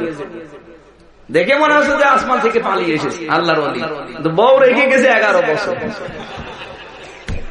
আরো বলছে 11 বছর পরে দেশে যাব, তারপরে ওর জীবন যৌবন শেষ, ওই সে করবে কি? কথা বলছেন কি বলছেন? ঠিক আছে, বুঝতে পারলি হবে, আন্দাজে না বুঝে বলছে হ্যাঁ বুঝি। কি বলছেন কি? হযরত ওমর রাদিয়াল্লাহু তাআলা আনহু গভীর রজনীতে রাতের বেলায় বের হচ্ছিলেন, হঠাৎ দেখেন গানের আওয়াজ কানে আসে। এত সুন্দর গান বলে কে? তাও গান যৌন উত্তেজনামূলক গান বলছিল মেয়েটা। আল কসদুস সবলি খুলুকুল বায়ানা আও শাউজিদান হুব্বুল হায়াতি। সুর করে বলছে মেয়েলি কণ্ঠ, চিকন গলা, রাতের বেলা, আদো আদো জোছনা। হযরত ওমর ঘরের পেছন দিয়ে যাওয়ার সময় দেখে এত সুন্দর গান, তো গানের অর্থ তো খারাপ। আপনি অর্থ বুঝেছেন? বাংলা অর্থ হচ্ছে প্রাণ বধুয়ারে আমার যৌবন শুকিয়ে গেল, তুমি একবারও আসলে না। খুব ভালো গান, আমরা তো সুবহানাল্লাহ পড়েছি অনেকে। কি সুন্দর গান। আল কসদুস সবলি খুলুকুল বায়ানা আও শাউজিদান হুব্বুল হায়াতি। হযরত ওমর রাগ কন্ট্রোল করতে না পেরে ঘরের বেড়া ভেঙে দিয়ে ঢুকলেন, কারণ বেড়া দেওয়া ছিল খেজুরের পাতা দিয়ে। যে দেখে হযরত ওমর মনে করছিলেন এই মেয়েটা অবশ্যই তার প্রেমিককে মাথাটা তার রানের উপরে নিয়ে মনে গান শোনাচ্ছে, এত সুন্দর কণ্ঠ। ঘরের ভেতরে যেয়ে দেখে লম্প জ্বালানো, লাইট, মোমবাতি, হারিকেন বা লম্প আলো বাতি জ্বালিয়ে মেয়েটা নিজের রূপ সৌন্দর্যকে সুন্দর করে আরো সাজিয়েছে, জোরে জোরে গান বলছে। ডাক দেয় বলে, মেয়ে গান বলো কেন? মেয়েটা আশ্চর্য বেলা থেকে, আমি চাই হয় তুমি গান বললে কেন? মেয়েটা বলে, খালিক কে আপনি? আপনাকে চিনি না। আমি গান বলে অপরাধ করেছি মাত্র একটা। সূরা লোকমানের 6 নম্বর আয়াতটা অবমাননা করেছে আমিও জানি। আমিনান নাসি মান ইয়াশতারি লাহওয়াল হাদিসি লিউদিল্লা আন সাবিলিল্লাহ। আল্লাহ তাআলা বলেন যারা অনর্থক কথাবার্তা, গান, ভিডিও, থিয়েটার, সিনেমা এগুলো টাকা পয়সা দিয়ে কিনে নিয়ে আসে, এগুলো মানুষকে আল্লাহর দ্বীন থেকে দূরে সরানোর ধান্দা। আমি একটা আয়াত সূরা লোকমানের 6 নম্বর আয়াতটা লঙ্ঘন করলাম, কিন্তু আপনি আমার এই ঘরে পেছন দরজা দিয়ে ঢোকার পরে 3টা আয়াত আপনি লঙ্ঘন করেছেন। সকালবেলা আল্লাহর বান্দা হযরত ওমর আমার দেশের খলিফা, তার কাছে আমি বিচার দেব আপনার নামে। হযরত ওমর থমকে দাঁড়ালেন, কি বলে আমার নামে বিচার দেবে? বলে মা। এবার মা বলেন কেন? মা বলি আপনাকে এই জন্য যে আপনি বিচার দেবেন ওমরের বিরুদ্ধে, ওমরের দরবারে 3টা কি কি অপরাধ আমি করলাম বলেন তো আমারে। আমি যে কোরআনের 3টা আয়াত লঙ্ঘন করলাম, আমি তো খুঁজে পাই না। মেয়েটা বলে, কোরআনে কারিমে সূরা বাকারার 189 নম্বর আয়াতে আল্লাহ জানিয়েছেন, ওয়ালাইসাল বিররু বিআন তাআতুল বুয়ুতা মিন যুহুরিহা ওয়ালাকিন্নাল বিররা মান ইত্তাকা ওয়াতুল বুয়ুতা মিন আবওয়াবিহা ওয়াত্তাকুল্লাহা লাআল্লাকুম তুফলিহুন। আল্লাহ তাআলা বলেন ঘরের পেছন দিয়ে ঢোকার ভেতরে কোনো বরকত কল্যাণ নেই। কোন মানুষের ঘরে ঢুকতে হলে আল্লাহকে ভয় করো আর সামনে দরজা দিয়ে ঢোকো। কোরআনের নির্দেশ হচ্ছে দরজা দিয়ে ঢোকা। আমার ঘরের নির্ধারিত দরজা আছে, দরজা বাদ দিয়ে আপনি পেছন দরজা বাদ দিয়ে বেড়া ভেঙে ঢুকলেন কোন কারণে? আপনি ঘরের দরজা না দিয়ে বেড়া ভেঙে ঢুকেছেন, এই জন্য আপনার বিরুদ্ধে মামলা। প্রথম কোরআনের নির্দেশ একটা লঙ্ঘন। 2 নম্বরে কোরআনে কারীম জানিয়েছে ইয়া আইয়ুহাল্লাযীনা আমানু লা তাদখুলু বুয়ুতান গায়রা বুয়ুতিকুম হাত্তা তাস্তানিসু ওয়া তুসাল্লিমু আলা আহলিহা। সূরা নূরের ২৭ নম্বর আয়াত আল্লাহ জানিয়েছেন, ঈমানদারেরা নিজের ঘর হোক অন্যের ঘর হোক আগে অনুমতি নিবা, এরপর প্রবেশ করবা। আগে অনুমতি নিবা, সালাম দিবা, এরপর প্রবেশ করবা। আপনি সালামও দেননি, অনুমতিও নেননি, আমার ঘরে যাও, বেড়া ভেঙে ঢুকেছেন, আমি বেড়া পাবো কোথায়? আপনার জন্য আমার ২ নাম্বার কোরআনের মামলা এইটা। হযরত ওমর বলে, মা আর একটা কি? আল্লাহ পাক জানিয়েছেন সূরা নূরের ভেতরে আছে ৬১ নাম্বার আয়াতে, যখন কোন মানুষের ঘরে প্রবেশ করবা আগে সালাম দিবা। কি করবা? সালামের সিস্টেম এখন আমাদের দেশ থেকে আস্তে আস্তে উঠে গেছে। এখন high high, bye bye, tata, খাই খাই, নাই নাই, এগুলো চলছে। নবীজি জানিয়েছেন, কোন অবাধ্য সন্তানকে কোন বাবা যদি দিনের ভেতরে রাতের ভেতরে মিলে ২৫ বার সালাম দিতে পারে, আল্লাহর দয়ায় ওই সন্তানটাকে আল্লাহ বাধ্য করে দেয়। আরো আসতে বলেন, সালাম দেওয়া না, এগুলো তো নেই। এখানে যারা মুরব্বী মানুষ আছে, আমার মনে অনেক মুরব্বী জীবন পার করে ফেলেছে, আজও বউকে সালাম দেই। লজ্জা করা, যতকে টাকা চাইতে লজ্জা করেন। আজকে যদি ওর সালাম দেয়, ওর বউ বলবে কি, কালকে তুমি আমার পিটাইলে যৌতুকের জন্য সালাম দাও। কি হয়েছে বলো দেখি, সত্যি করে বলো, তোমার কে কি পড়িয়ে খাওয়িয়েছে? সালামের সিস্টেম চালু করা দরকার। একবার যদি কেউ সালাম দেয়, ৯০টা নাকি আল্লাহ তাকে দান করে। আরো জোরে বলেন সুবহানাল্লাহ। সিস্টেম চালু করা যায় না আজকে থেকে? নিজের মায়ের ঘরেও সালাম বাদ দিয়ে, অনুমতি বাদ দিয়ে ঢোকা জায়েজ নেই। কারণ আপনার মা কি অবস্থায় আছে আপনি তো জানেন না। এই কথা বলেন না কেন ভাই? এগুলো নেই, নিজের বাড়িতে ঢোকা জায়েজ নেই, আর অন্যের বাড়ি কিছু না বলে আন্দাজে ঢুকে চলে যায়, অথচ এটা ফরজ। অনুমতি নেওয়া, সালাম দেওয়া কি? লা তাদখুলু বুয়ুতান গায়রা বুয়ুতিকুম হাত্তা তাস্তানিসু ওয়া তুসাল্লিমু। অনুমতি নিবা, সালাম দিবা, এরপরে ৩ বার ডাকার পরে, সালাম দেওয়ার পরে যদি উত্তর না আসে, আল্লাহ বলেন ফারজিউ, ফিরে যাও। মনের ভেতরে এই কষ্ট নিও না, এত দূর থেকে আসলাম, আরে বেটার অহংকার, সালামের উত্তরও দেয় না, আসেও না। আরে ভাই, আপনি তো জানেন না কোন জাহান্নামে আছে, বলছে কোন অশান্তিতে আছে, আপনি তো টের পাচ্ছেন না। আপনি তো নাই 2 কিলো হেঁটে এসেছে, আর ওর পরিবারে তো জাহান্নামের আগুন জ্বলছে।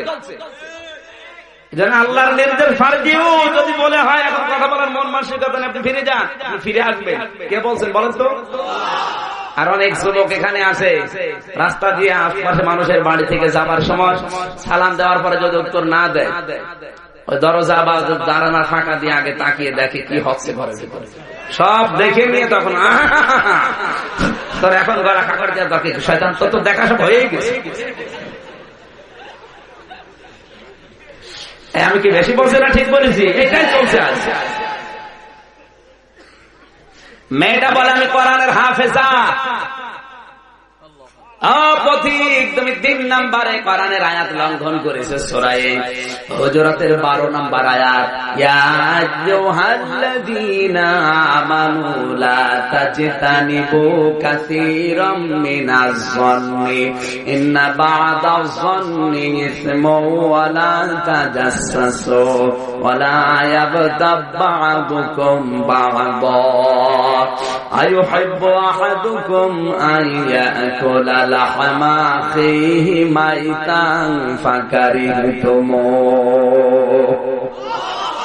আল্লাহ পাক বলেন, ঈমানদারেরা কখনো মানুষের উপরে ধারণা করো না, কারণ অধিকাংশ ধারণাই গুনার কাজ। আর ধারণা না, আন্দাজে একটা দোষ ভালো মানুষের উপরে চাপিয়ে দিচ্ছে। ধারণা করাও গুনার কাজ, আর আন্দাজে একটা দোষ মানুষের উপরে চাপিয়ে দিলে ওটা হয় তহমত। ওটা কি হয়? বাংলাদেশে এই তহমত সবচাইতে বেশি। কথা বলেন না কেন? কিচ্ছু জানে না, আন্দাজে একটা দোষ মাথার উপরে চাপিয়ে দিল, ও লোকটার সম্মান, মর্যাদা, টাকা পয়সা, ইজ্জত, আবরু দুনিয়ায় সব শেষ। মাঝখান থেকে ওর কিছু ফায়দা হলো। এটা আপনি একটা নিরপরাধ মানুষের উপরে দোষটা চাপিয়ে তাকে কালার করে দিলেন, তার একটা ক্ষতি করে দিলেন, আপনাকে আল্লাহ ছাড়বে, আপনার ৭০টা দোষ আল্লাহ কিয়ামতে ওপেন করে দিলেন। দুনিয়া অত সহজ না। আর যারা ভালো মানুষগুলোর উপরে দোষ চাপিয়ে তাদেরকে সামাজিক ভাবে বয়কট করার সিদ্ধান্ত নিয়েছেন, কালার করে দিয়েছেন জাতির সামনে, বর্তমানে 10টা অপরাধ আপনি উন্মুক্ত করলেন, মতে আপনার কমপক্ষে এক একটা অপরাধের জন্য 70টা, তাহলে 10টায় 10 70 কত হয়? এতগুলো অপরাধ কিয়ামতে কোটি কোটি মানুষের সামনে আল্লাহ ওপেন করে দেবে, এরপর আপনার বিচার শুরু হবে। এখন কিছু টের পাচ্ছে না, চোখ বন্ধ হোক, টের পাবেন। আমি এই হাদিসটা না বলে ভালো ছিল। বাংলাদেশের সাথে হাদিসটা মেলে না, মেলে না, 100 ভাগ মিলে গেছে।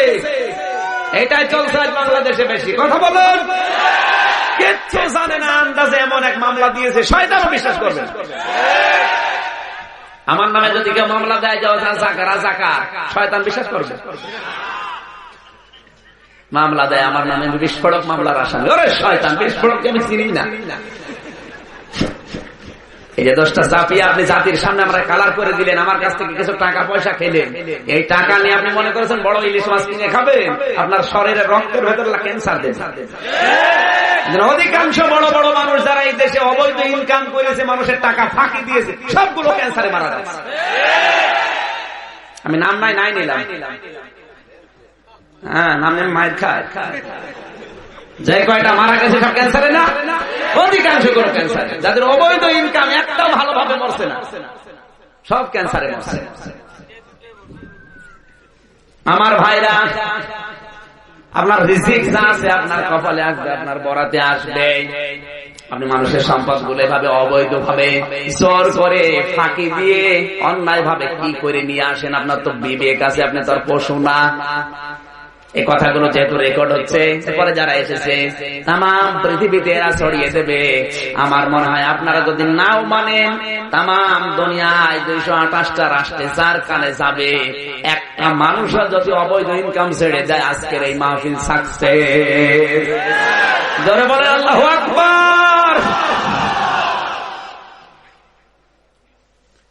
হযরত ওমরকে মেয়েটা বললেন, হে পথিক, মানুষের দৌড় ধরা, ধারণা করা গোনার কাজ। কি ধারণা করে আপনি আমার ঘরের বেড়া ভেঙে ঢুকলেন? বলেন। আন্দাজে আপনি ধারণা করেছেন এটা গোনা। কোরআনের 3 নাম্বার আয়াত আপনি লঙ্ঘন করেছেন। সকাল হোক, আপনার বিরুদ্ধে আমি নিজে মামলা দেব। হযরত ওমর বললেন, মা যা হয়েছে হয়েছে, আমারে মাফ করে দেন। আর বলেন আপনি কেন গান বলছিলেন? মেয়েটা বলে, গান বলার জন্য দেশের খলিফা হযরত ওমর দায়ী। হযরত ওমর বলছে, কি পরিচয় তো দেওয়া যায় না, কেন ওমর দায়ী? আমার স্বামী হযরত সাদ ইবনে আব্দুল্লাহ, তার সাথে আমার বিবাহ হয়েছে বাসর রাতে।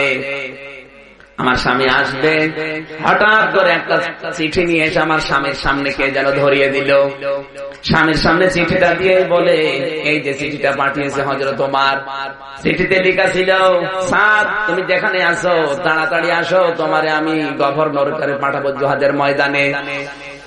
তখন মিষ্টি বিতরণ চলছিল, খেজুর দিয়া চলছিল বিয়ের ময়দানে। হঠাৎ করে চিঠিটা পেয়ে আমার স্বামী দাঁড়িয়ে গেল। কবুল বলা যেহেতু হয়ে গেছে, আমারে বলে, মুরব্বীরা আমারে ছুটি দিয়ে দেন, কারণ যিনি চিঠি পাঠিয়েছেন উনি সাধারণ মানুষ না, উনি দেশের দায়িত্বে আছেন, খলিফা। আর কোরআনের আয়াত আমাকে বারবার ডাকতেছে, ইয়া আইয়ুহাল্লাযীনা আমানু আতিউল্লাহা ওয়া আতিউর রাসূলা ওয়া উলিল আমরি মিনকুম। সূরা নিসার 59 নম্বর আয়াতের প্রথম অংশে আছে, কান খাড়া করে মিলাবে। আল্লাহ বলেন, ওহে যারা ঈমানের দাবি করো, আমি আল্লাহর ইতাআত করো, আমার রাসূলের ইতাআত করো। আর তোমাদের ভেতরে যারা উলিল আমর আছে, যারা নেতা নেতৃত্ব দেয়, তাদেরকে মেনে চলো। শব্দের দিকে খেয়াল করেন, আতিউ, এই যে ফেল আর ক্রিয়া, এটা আল্লাহ নিজের নামে রাসূলের নামে দিয়েছেন, কিন্তু উলিল আমরের আগে দেন। তাহলে ওমরের কথা না মানলেও চলত। হ্যাঁ কি না, আলেম যারা আছে তাদেরকে বলছি, এখানে আতিউ শব্দটা যেহেতু উলিল আমরের আগে নেই, তাহলে আল্লাহর কথা মানা ফরজ, রাসূলের কথা মানা ফরজ। উলিল আমরের নামের আগে তো আতিউ নেই, এ ফেল আছে, এ ভার্বটা আছে, এ ক্রিয়া নেই। তাহলে তার কথা না মেনে বাসর ঘরে যাওয়ার দরকার ছিল, কারণ এটাও তো ফরজ। এই কথা বলে দেখালো। এরপরে তিনি বললেন কোরআনের আয়াত আমাকে ডাকছে, এই আয়াত দিয়ে তিনি দলিল দিয়েছিলেন, তার দলিল মনে হয় ভুল। হ্যাঁ, এবার আসেন কেন দিলেন। আতিউ শব্দ আল্লাহ নিজের নামে রাসূলের নামে দিয়েছেন। এই কারণে আমি যতগুলো তাফসীর পড়েছি মুফাসসিরিন ইকরাম লিখেছেন আল্লাহ এবং রাসূলের কোন কথা শোনার পরে মেনে নেওয়া লাগবে, কোনো প্রশ্ন করা যাবে না। কারণ আপনার সাথে আল্লাহ রাসূলের জ্ঞান কম না বেশি? কিন্তু উলিল আমর আল্লাহ এবং রাসূলের পরে পৃথিবীতে কিয়ামত পর্যন্ত যারা নেতৃত্ব দেবে, নেতা, এদেরকে মানতে হলে দেখা লাগবে এদের ভেতরে আল্লাহ রাসূলের গুনাহ আছে কিনা। ওমর যেহেতু আল্লাহ রাসূলকে মেনে চলে, এই জন্য ওমরকেও মানা ফরজ। উনি যদি মানে না চলতো তাহলে ওমরকে মানা ফরজ ছিল না। কথা বলেন না কেন? সাদ ইবনে আব্দুল্লাহ ডাক দিয়ে বলছে, মুরব্বিরা, এই যে আতিউ শব্দটা আল্লাহ নিজের নামে রাসূলের নামে দিয়েছে, কিন্তু উলিল আমরের আগে দেয়নি। তারপর হযরত ওমর যেহেতু আল্লাহ রাসূলকে মেনে চলে, এখন আমাকে ওমরকে মেনে চলাও ফরজ। সুতরাং আপনাদের কথা মতো আমি বাসরাতে যেতে পারলাম না, তার কথায় সাড়া দেওয়া আমার জন্য কোরআনের নির্দেশ অনুযায়ী ফরজ। বাংলার মুসলমানরা এইভাবে যদি কোরআন মানতো, এদেশে যে শনিবারের বিকেল নামে যে সিনেমাটা তৈরি করেছে শয়তান, এটা কবে বন্ধ হয়ে যেত? শনিবারের বিকেল নামে সিনেমা তৈরি করেছে, রাসূলের দাড়ি লাগিয়েছে জাহিদ হাসানের মুখে, আর এই তিশার মাথায় দিয়েছে পাগড়ি। এই যে হিসাব হলি আর্টিজান নামে এই সিনেমাটা সরওয়ার জাহান ফারুকী কুলাঙ্গার বানিয়েছে, নবীর দাড়িকে লাগিয়েছে, যারা হামলা করেছিল হলি আর্টিজানে তাদের মুখে। ওটা বোঝাতে চাচ্ছে যে দাড়িওয়ালা মানুষ বোমা হামলা করে বেড়ায়। আঘাতটা গেছে রসুলের পরিচয়। কথা বলেন না কেন? আপনি কোথায় আঘাত দিচ্ছেন? সিনেমা বানান, নভেল নাটক বানান, অসুবিধা নেই, কিন্তু রসুলের দাড়ি নিয়ে আপনি হিজাব পর্দা ফরজ ওইটা নিয়ে কটূক্তি করলে সাহস দিলকে? অবশ্যই আপনার পেছনে কোন রাঘব বোয়াল কলকাঠি না আছে। এই শয়তানের এতটুকু পিছকে মানুষের দ্বারা চিকন হ্যাংলা দেখেননি? এছাড়া জাহান ফারুককে ঠেলা দিলে পড়ে যাবে। আর শয়তানের এত সাহস আসে কোত্থেকে? ওর পেছনে রাঘব বোয়ালরা আছে। এই কথা বলেন। আপনি যাই পেছন দরজা দিয়ে শক্তি পাচ্ছেন, আর যারাই দিচ্ছে স্পষ্ট জানাচ্ছি এখনো ৯৬% নবীর উম্মত এই দেশে আছে। বেশি ঝামেলা করবেন না রাসূলের সুন্নাত নিয়ে, আল্লাহর বিধান পর্দা ফরজ নিয়ে। যদি একবার এটা খেপে যায়, সিনেমা না চলচ্চিত্র জগৎই দেশ থেকে চলে দেবে।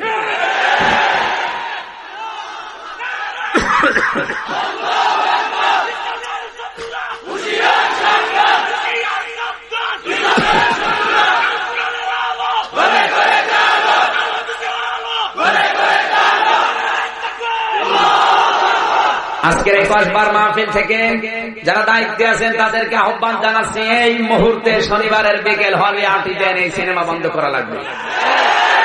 কারণ এটার দ্বারা শুধু আমাদেরকে গালি দিলে মেনে নিতাম, গালি দিচ্ছে সরাসরি রসুলের দাড়িকে।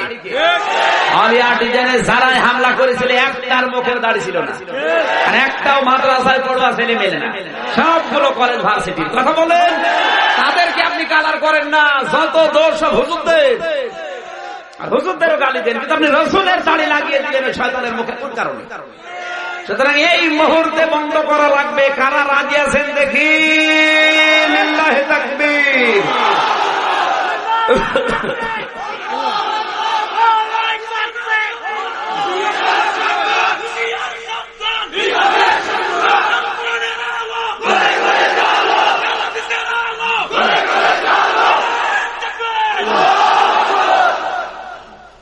আমার ভাইরা, হযরত ওমর ডাক দিয়ে বলে মেয়ে, তারপরে কি হয়েছে? মেয়েটা বলে অধিক আমার স্বামীকে হযরত ওমর পাঠিয়ে দিল। এত সুন্দর আমার স্বামী ছিল, আমি কোনদিন একবার শুধু বিয়ের আগে দেখেছিলাম। শুনেছি আমার স্বামী সাদ ইবনে আব্দুল্লাহ মদিনার সবচাইতে সুন্দর যুবক, আর আমিও সবচাইতে সুন্দরী। কিন্তু বাসর রাতে ঘরের গেট থেকে আমার কাছে বিদায় দিয়ে চলে গেল, বলে এবার জিহাদের ময়দান থেকে ফিরে আমি আসব।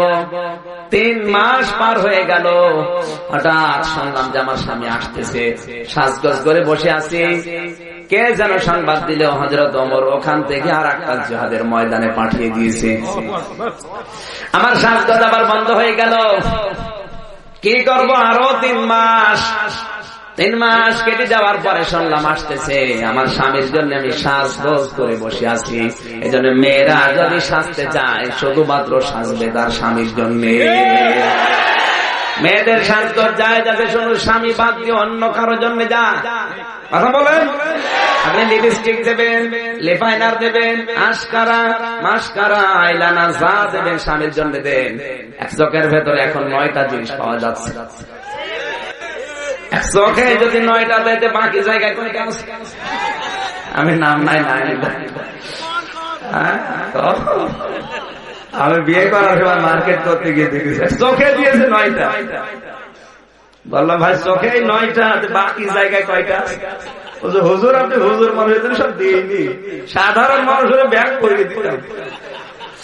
যত মানবেন দেন, পোল্ট্রি ফার্মের যত মল আছে সব তাই মুখে। কথা বলেন না কেন?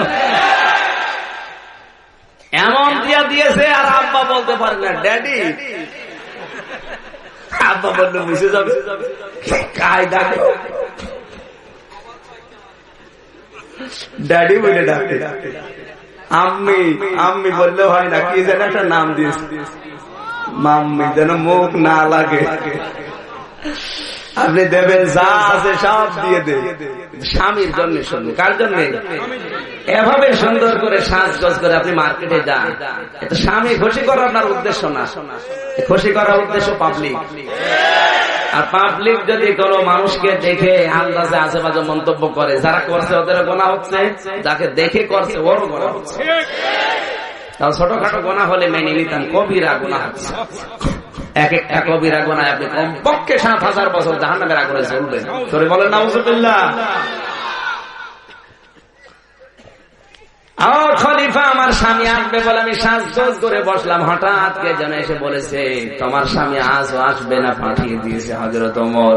এই জন্য আজকে রাতের বেলা আমার এই যৌবনের তাড়নায় আমি গান বলছিলাম যে প্রাণ বধুয়ারে যৌবন আমার শুকিয়ে যাচ্ছে, টলমল করে তুমি একবারও আয়সা দেখলা না। জোরে বলেন নাউজুবিল্লাহ। হযরত ওমর এক দৌড়ে বাড়িতে গেলেন, নিজের মেয়ে সাউদাকে ডাক দিয়ে বললেন, নিজের মেয়ে হাফসাকে ডাক দিয়ে বললেন, মা একটা মেয়ে বিয়ে হওয়ার পরে নিজের স্বামী ছাড়া কতদিন থাকতে পারে? মেয়ে বলে আব্বা কেন? বলে আমার দরকার আছে বলো। মেয়েটা বলে আব্বা বিয়ে হওয়ার পরে স্বামী ছাড়া একটা মেয়ে খুব বেশি হলো 4 মাস থাকতে পারে, এর চাইতে বেশি থাকলে তার কষ্ট হয়। হযরত ওমর তাড়াতাড়ি করে তওবা করে বলেন, আল্লাহ আমি কি করেছি? ও তো 4 মাস না 3, 4, 12 মাস হয়ে গেছে। স্বামী যাদের নেই, দূরে থাকে, তারা টের পায় কি জিনিস। আপনার আছে, আপনি টের পাচ্ছেন না, খালি গন্ডগোল করেন, খালি বরদোয়া দেন। এবার তাকান তো, স্বামী এলো, এই মেয়েটার ব্রেক দিয়েছে হাতের ভেতরে, গরম পানি মাথার উপরে দিচ্ছে, চুলগুলো গরম পানির কারণে গরম তেল ঢেলে দিচ্ছে, চুলগুলো খসে পড়ে যাচ্ছে। এরপরও তিনি স্বামীর নামে বরদোয়া দেননি। আল্লাহ তাআলা বলেন, ইযে ক্বালাতি রাব্বি বিনিলি ইনদাকা বাইতান ফিল জান্নাতি। হযরতে আসিয়া বলেছে, রব্বুল আলামিন যে অত্যাচার চলছে তোমার যেন রাগ হয়ে না যায়, আমার এই অত্যাচার দেখে আমার স্বামীর উপরে যেন তোমার রাগ না হয়। তুমি এক কাজ করো, তুমি যেখানে থাকো ওই জায়গায় একটা ঘর আমার জন্য বানিয়ে দাও, ওই ঘরে বসে বসে যেন আমি তোমাকে দেখতে পারি। এত অত্যাচার করার পর স্বামীর উপরে বরদোয়া দেয়নি, আর অত্যাচার করা লাগে না, শুধু শ্বশুর শাশুড়ি নিয়ে এক জায়গায় মিলে মিশে থাকবে, তাই রাজি হয় না। আর কথা বলে না, তুমি জান্নাত পাবা। খালি নামাজ পড়লে একটু পর্দা করলে জান্নাত পাবা, অত সোজা না। এত অত্যাচারের পর স্বামীরকে আল্লাহ তুমি যেন রাগ করবা না, এই কথা বলছি। ওয়ানাজ্জিনি, একালিফটা আছে, ওয়ানাজ্জিনি মিন ফিরাউনা ওয়া আমালিহি ওয়ানাজ্জিনি মিনাল কওমিজ জালিমিন। হে আল্লাহ তুমি আমার স্বামী ফিরাউনের অত্যাচার থেকে তুমি আমাকে বাঁচাও, এতটুকু। কিন্তু তার উপরে তুমি অত্যাচার করো, এই কথা আসিয়া বলে না। সুবহানাল্লাহ বলতে পারেন না? ওয়ানাজ্জিনি মিন ফিরাউনা, ফেরাউনের কবল থেকে তুমি আমাকে বাঁচাও, কিন্তু তাকে তুমি অত্যাচার করো, তার উপর তুমি প্রতিশোধ নাও, এই কথা আসিয়া বলে না।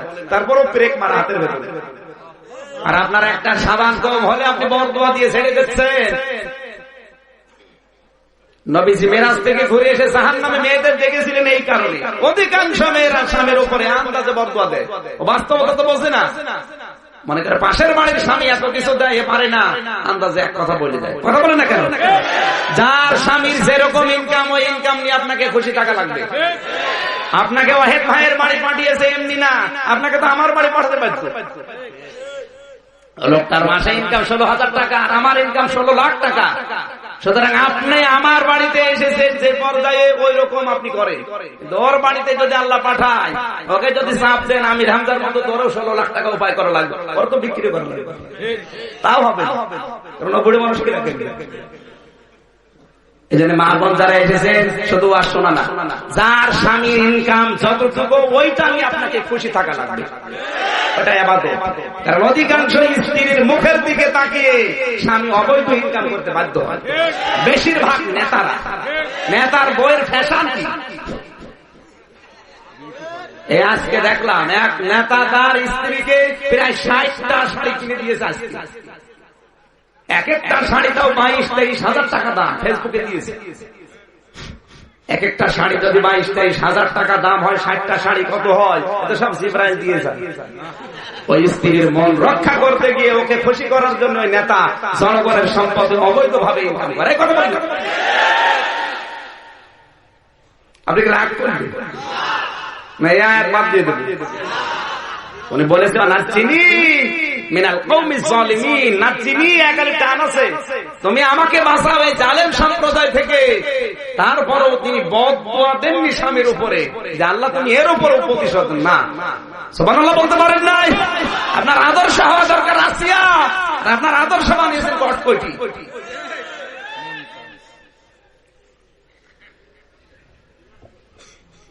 এমন এমন মহিলায় বাংলাদেশে আছে, এক স্বামীতে হচ্ছে না, পর পর বছরে বছরে স্বামী পাল্টায়। আমি নাম নাই মিলাই, 3টা স্বামী পাল্টিয়েছে, 4র্থ স্বামী চলছে। এখন শুনলাম তো ওই সংসারও টেকবে না, আর একটা দরকার। আল্লাহর লানত না ওর উপরে। কথা বলেন। ভারতের নায়িকা শ্রাবন্তী অনেকের আদর্শ, সুন্দরী, হ্যাঁ কি সুন্দর আমার আদর্শ। ওই মহিলা 3টা স্বামী পাল্টিয়েছে, আর একটা ধরবে। জোরে বলুন সুবহানাল্লাহ। ও যদি আপনার আদর্শ হয়, কুলাঙ্গার মহিলা যেখানে যাবে আপনাকে আল্লাহ ওখানে পাঠাবে। একটা স্বামীর মন জয় করতে পারো না, আল্লাহর মন জয় করবা কি দিয়ে? তুমি তো বলবা মোবাইলে উল্টো পাল্টা জিনিস রাখো, তুমি বলছো ঠিক।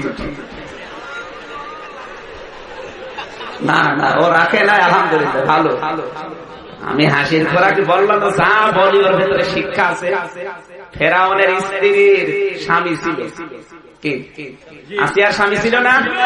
এই জন্য আল্লাহ নামটা ধরেনি, কারণ স্বামী যাদের আছে সব আছে, যদিও অত্যাচারী হয়। আর স্বামী নেই, ওর দুনিয়ার সব আছে, কিচ্ছু নেই। আপনি রাতের বেলা একটু যেয়ে দেখবেন, যে লোকটাকে আপনি মেরে ফেললেন, ওর স্ত্রী গলা কাটা মুরগির মতো লাফায় রাতের বেলা। ওর সন্তান আদিগুলো রাতে ঘুমাতে পারে না, কান্নাকাটি করে বাবা বাবা বলে। কত মানুষকে আপনি বিনা দোষে এভাবে রাতের বেলা গুম করে দিলেন। আপনাকে আল্লাহ ঠিক এইভাবে গুম করবে, আপনার স্ত্রী কাঁদবে। সময় বেশি নেই। কথা বলেন। মানুষ যখন এবার অস্ত্র ধরে, দেখবেন 3টা আঙ্গুল নিজের দিকে আছে। মানুষকে আল্লাহ বোঝাতে চাচ্ছে, এক আঙ্গুল দিয়ে একটা মানুষকে অস্ত্র দিয়ে মেরেছো, 3টা আঙ্গুল কিন্তু তোমার নিজের দিকে আছে। একটা গুলি যদি ওর মুখে করো, তোমার আল্লাহ 3টা গুলি দুনিয়ায় খাওয়াবে, তোমার স্ত্রীকে ওইভাবে গলা কাটা মুরগির মতো কাঁদাবে, এরপরে মরণ দেবে। প্রশাসনের একটু পদ পাওয়ার জন্য কত মানুষকে গুম করো, তোমার বউ ঠিক ওইভাবে কাঁদবে। দুনিয়া অত সহজ হলে আল্লাহ সব ছেড়ে দিবে। আল্লাহ বলেন আমি ছাড় দেই, কিন্তু ছাড়ি না। আমি দেখি মানুষকে ঘড়িয়ে ঘড়িয়ে ওড়ে ঢিল দেয়, ও মনে করে আর কত দূর আমারে কেউ নামাতে পারবে না। কিন্তু সন্ধ্যা হলে ঠিক এই লোকটা আস্তে আস্তে করে টান দেবে। আপনি যত উপরে ওঠেন, আপনার আসল টার্গেট কিন্তু আল্লাহর হাতে চাবিকাঠি আছে। যত উপরে ওঠেন না কেন, আল্লাহ একবার নামাবে। আর যখন নামাবে, তখন আপনি যদি নামতে না চান, ছিড়িয়ে যাবেন, তাও আল্লাহ নামাবে। এজন্য আমরা সাবধান হব, আমাদের দ্বারা যেন কারো কোন মানুষের বাবা হারা না হয়, স্বামী হারা না হয়। স্বামী হারা যারা, তারা টের পায়। এই 10 বছরে কত স্বামী হারা মেয়ে মাঝে মাঝে কল দিয়ে বলেছে, তোমার দুনিয়া কিচ্ছু নেই। আমি এমনিতে কাঁদি কম, কান্না আসে না। এই কথাগুলো শুনলে সেদিন সুবর্ণচরে গিয়েছিলাম, নোয়াখালীর এই মাকে 4 জন মিলে ধর্ষণ করেছে, 4 সন্তানের মা। ওর মা বসে আছে, আমি ভাই অনেকগুলো মানুষ ছিলাম হাসপাতালে। মেয়েটা বলছে আমার বেঁধে রেখেছিল, ছোট মেয়ে 5-6 বছর বয়স, বলছে আমার বেঁধে রেখে আমার মারে ধর্ষণ করছে। এ কাজ যেই করুক এদের বিচার হওয়া দরকার বাংলার মাঠে। হয়তো আজকে আপনি করছেন না নিজের দলের লোক, নিজের দলীয় লোক, এই জন্য 10 দিন পরে দেখবেন আপনার মেয়ে নিয়ে ফুর্তি করবে, তখন টের পাবেন যে কি হলে কি হয়। এখন তো কিছু মনে হচ্ছে না, নিজের বউ তুলে নিয়ে যখন এই কাজ করবে তখন টের পাবে, তখন বিচার চাইতে গেলেও কেউ বিচার নেবে না। কথা বলেন, আল্লাহ ছাড় দেয়, ছেড়ে আরো জোরে আল্লাহ তাহলে কেটে বাদ দিয়ে দেন। শুধু কোরআন পড়ে কি করবেন যদি আপনি না মানতে পারেন? সুতরাং আল্লাহ বলেছেন আমি ছাড় দেই, আল্লাহু ইস্তাহজিউ বিহিম ওয়া ইয়ামুদ্দুহুম ফি তুগয়ানিহিম ইয়ামাহুন। মানুষ যখন বাড়তে চায় ওরে আরো বাড়ার সুযোগ দেয়, এমন অন্ধকারে চলে যায় ওর বিবেক আর তখন কাজে লাগে না। ও ভালোকে ভালো বলে, মন্দকেও ভালো বলে। এজন্য স্বামী যাদের কাছে তাদের নাম আল্লাহ ধরেননি, এরপরে এই মহিলাটা আমার আল্লাহর কাছে বরদুয়া দেননি স্বামীর নামে। আপনি যদি আদর্শ হিসাবে কাউকে নিতে চান হযরত আসিয়াকে নেবেন। কথা বোঝা যাচ্ছে?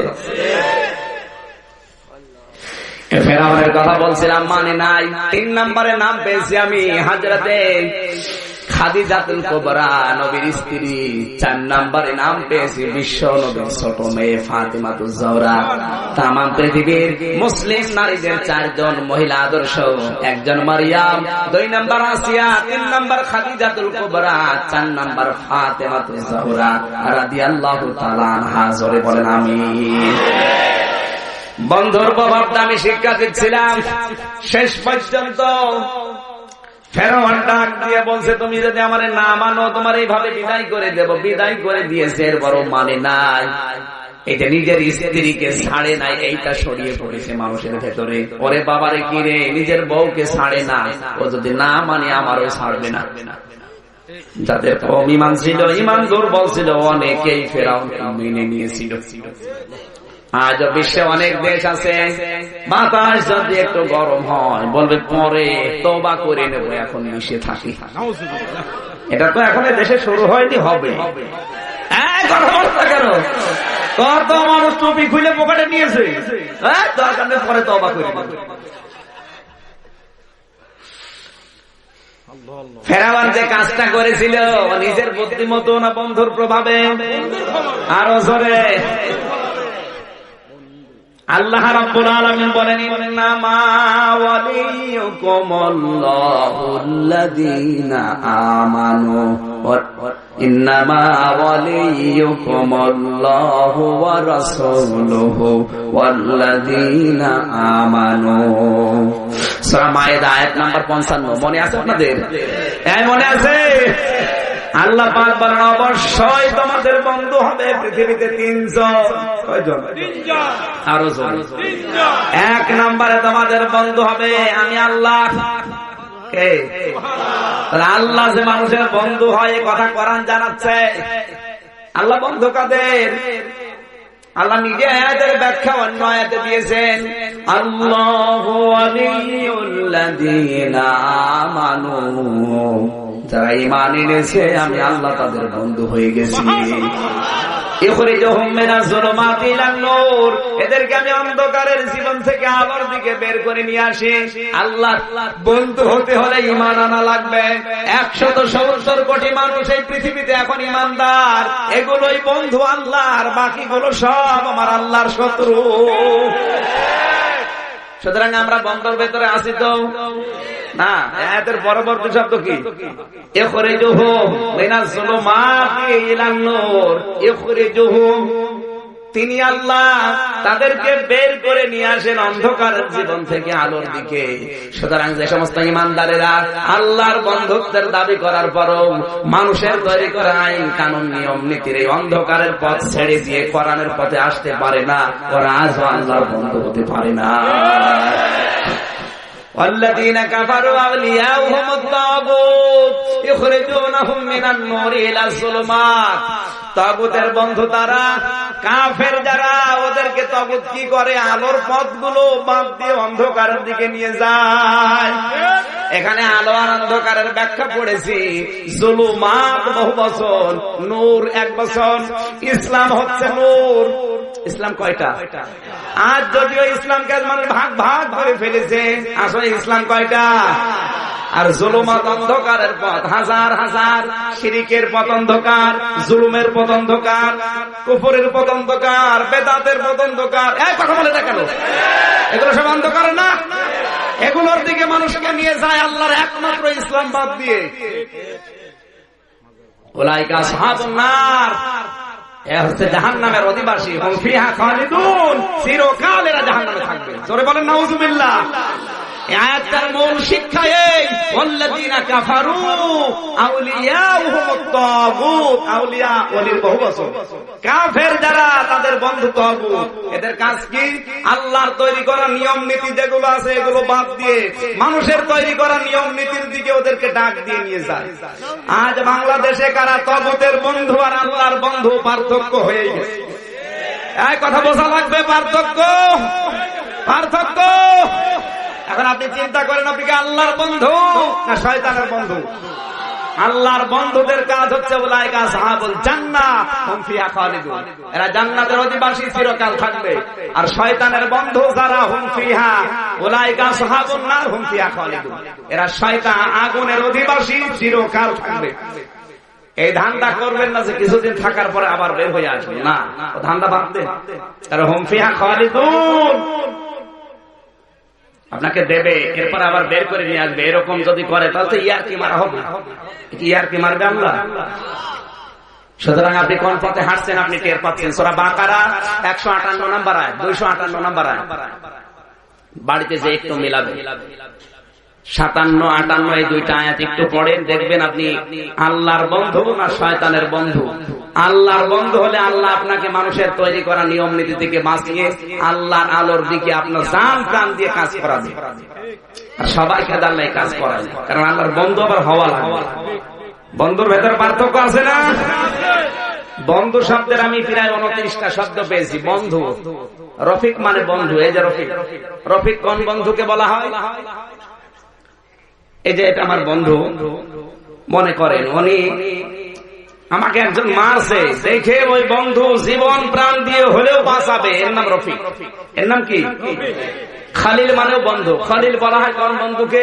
যেই বন্ধু আমার আল্লাহর সন্তুষ্টির জন্য সব কাজ করতে পারে, তাকে খলিল বলে। এজন্য ইব্রাহিম নবীর নাম হচ্ছে খলিল। হাবিব মানেও বন্ধু। হাবিব বলা হয় ওই বন্ধুকে যে আল্লাহ ওই বন্ধুর জন্য সবকিছু করতে পারে, এই জন্য আমাদের রাসূলের নাম হাবিব। সুবহানাল্লাহ বলতে পারেন না? এরকম 29টা শব্দ পেয়েছি শুধু বন্ধু। রফিক মানে বন্ধু, জার মানে বন্ধু, হাবিব মানে বন্ধু, সাদিক মানে বন্ধু, তরিক মানে বন্ধু। এরকম অনেকগুলো আছে। এক একটা বন্ধুর আবার ক্যাটাগরি আছে, শ্রেণী বিভাগ আছে। এখানে যে বন্ধুর কথা না মানুষ করে যাচ্ছে, আমি শেষ করে দিলে ভালো হয় নাকি? কেবল শুরু হচ্ছে, অনেক কথা শুনতে হবে আজ। আয়াতের ভেতরে যে কত কথা আছে আমার জীবনে তো শেষ হবে না, তারপর আমি চেষ্টা করব যতটুকু পারি। থাকবেন তো? এরপরও যদি কেউ উঠে চলে যায়, দরকার হয় হাত দিয়ে চেপে ধরে রাখে, বাড়ি যেতে পারবে। আমি সে আসছি কোথায়? সে ঝিনাইদহ থেকে। আমি যদি 2 ঘন্টা বসে থাকতে পারি, আপনি পারবেন না? আপনার পারা লাগবে। যদি না পারেন আপনার বিয়ে হবে।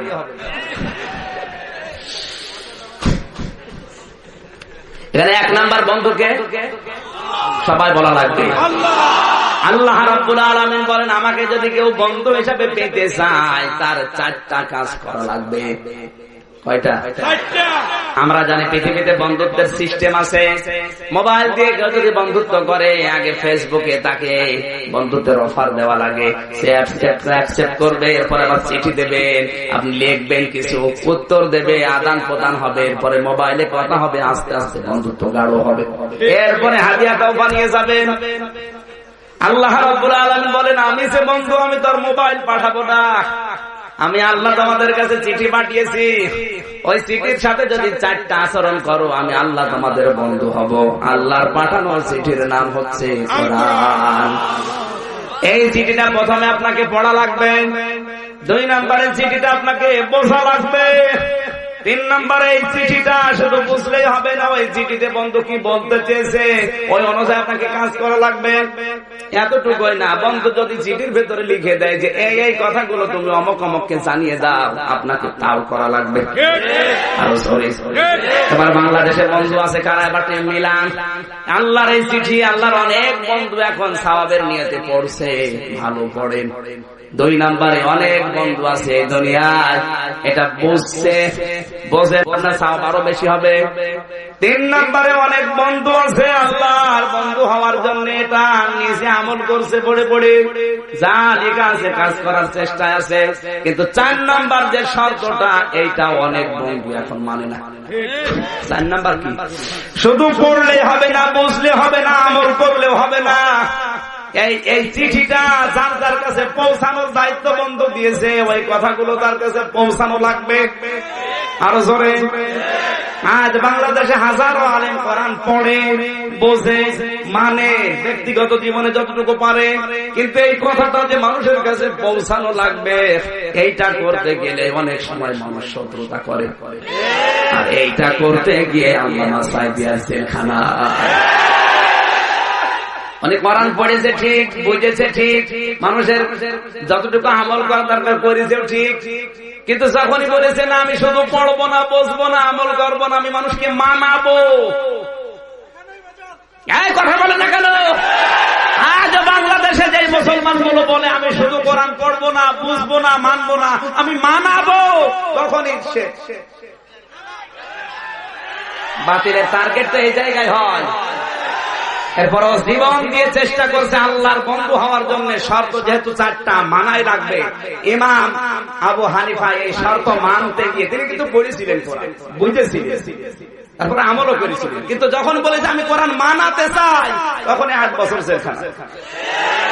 ইমাম মালিক পড়েছে, বুঝেছে, আমল করেছে, যখন বলেছে এগুলো হবে না, আমি মানাতে চাই, তখন 41 দিন রিমান্ডে ছিল, হাত ডিসকানেক্ট হয়ে গিয়েছিল এই চামড়া থেকে।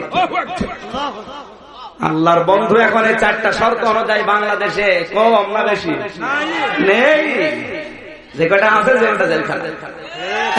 বলা লাগবে, খালি উল্টা পাল্টা বলছে না। আল্লাহর বন্ধু সুর করে কোরআন পড়লেই হলো, বুঝলেই হলো, নিজে আমল করবেন হয়ে গেল না। এটা আপনি মানাতে যখন যাবেন তখনই আপনি জালেমদের টার্গেটে পড়বেন। যেমন আবু হানিফা পড়েছিল, ইমাম বুখারী পড়েছিল। এই কথা বলেন না কেন ভাই? এবার কি ব্যাখ্যা করবো নাকি রাগ হচ্ছে? রাগ হচ্ছে আমি জানি, কিন্তু কি করবো, আপনি বললে হবে, সবাই তো মুখ করে না। হ্যাঁ, রাগ হচ্ছে কার কার হাত তোলেন তো। এখানে আর তাফসীর করা যাবে না। না, রাগ যদি করে তো করে করবো, রাগ দেখা যাচ্ছে শেষে আমার পথে যেয়ে চলবে।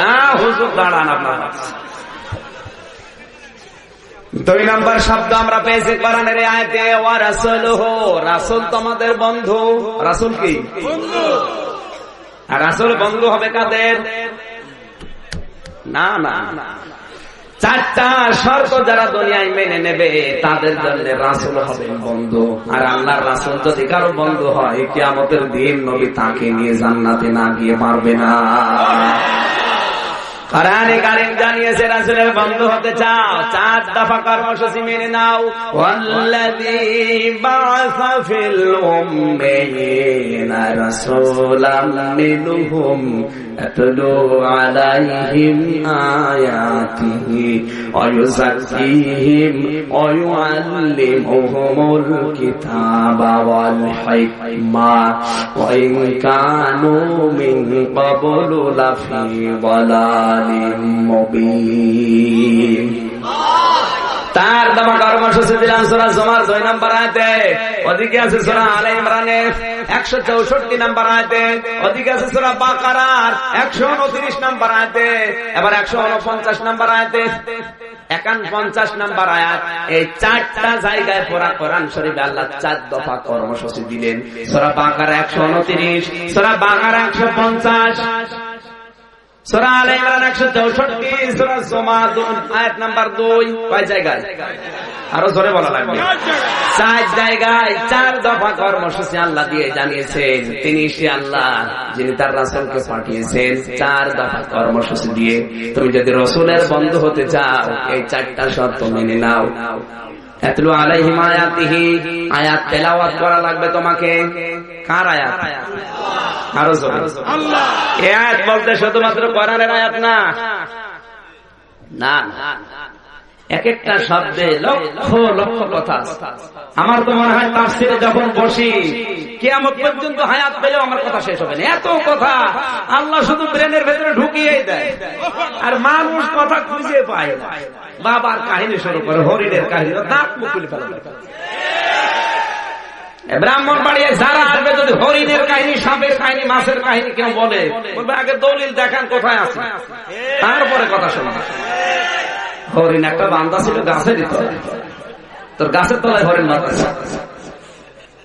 এতলু আলাইহিম আয়াতিহি ব্যাখ্যা যদি আমরা জানতাম, আয়াত মানে শুধু এটা আয়াত নাই, আসমান কার আয়াত? আয়াত মানে নিদর্শন। আয়াত মানে কি? ইতিহাস, এটাও আয়াত। ওয়াল আসরি, আল্লাহ বলেন ইতিহাসের কসম, ইতিহাসও আয়াত। ইতিহাস এমনি এমনি তৈরি করেনি, ইতিহাস থেকে শিক্ষা নাও। এই যে ফেরাউনের ইতিহাস, নমরুদের ইতিহাস, এগুলো আল্লাহ এমনি দেয়নি, এখান থেকে শিক্ষা নাও। সংবাদ সম্মেলন করে কত ইতিহাস তুলে দেওয়া হয় পূর্বে, ইতিহাস থেকে মানুষ শিক্ষা নেয় না। কত মানুষকে আয়াত দিয়ে বোঝানো হয়। আয়াত মানে ইতিহাস, আয়াত মানে আসমান, আয়াত মানে জমিন, আয়াত মানে আল্লাহর সৃষ্টি জগৎ। এই কথা বলে না কেন? কোরআনের আয়াত তো আয়াত মাস্ট বি, ওগুলো আয়াত। ওগুলো তুলে ধরে মানুষকে যখন বলা হয় স্বৈরাচারের পতন এভাবে হয়, ফেরাউনের যেমন হয়েছিল, টিকে থাকতে কেউ পারে নাই, তুমিও পারবে না। ও শিক্ষা নেওয়া তো দূরের কথা, আরো ওর বৃদ্ধি আরো বাড়ে। আল্লাহ তো কোরআনের আয়াতগুলো এই কারণে দিয়েছে, খেলা করার জন্য দিয়েছে।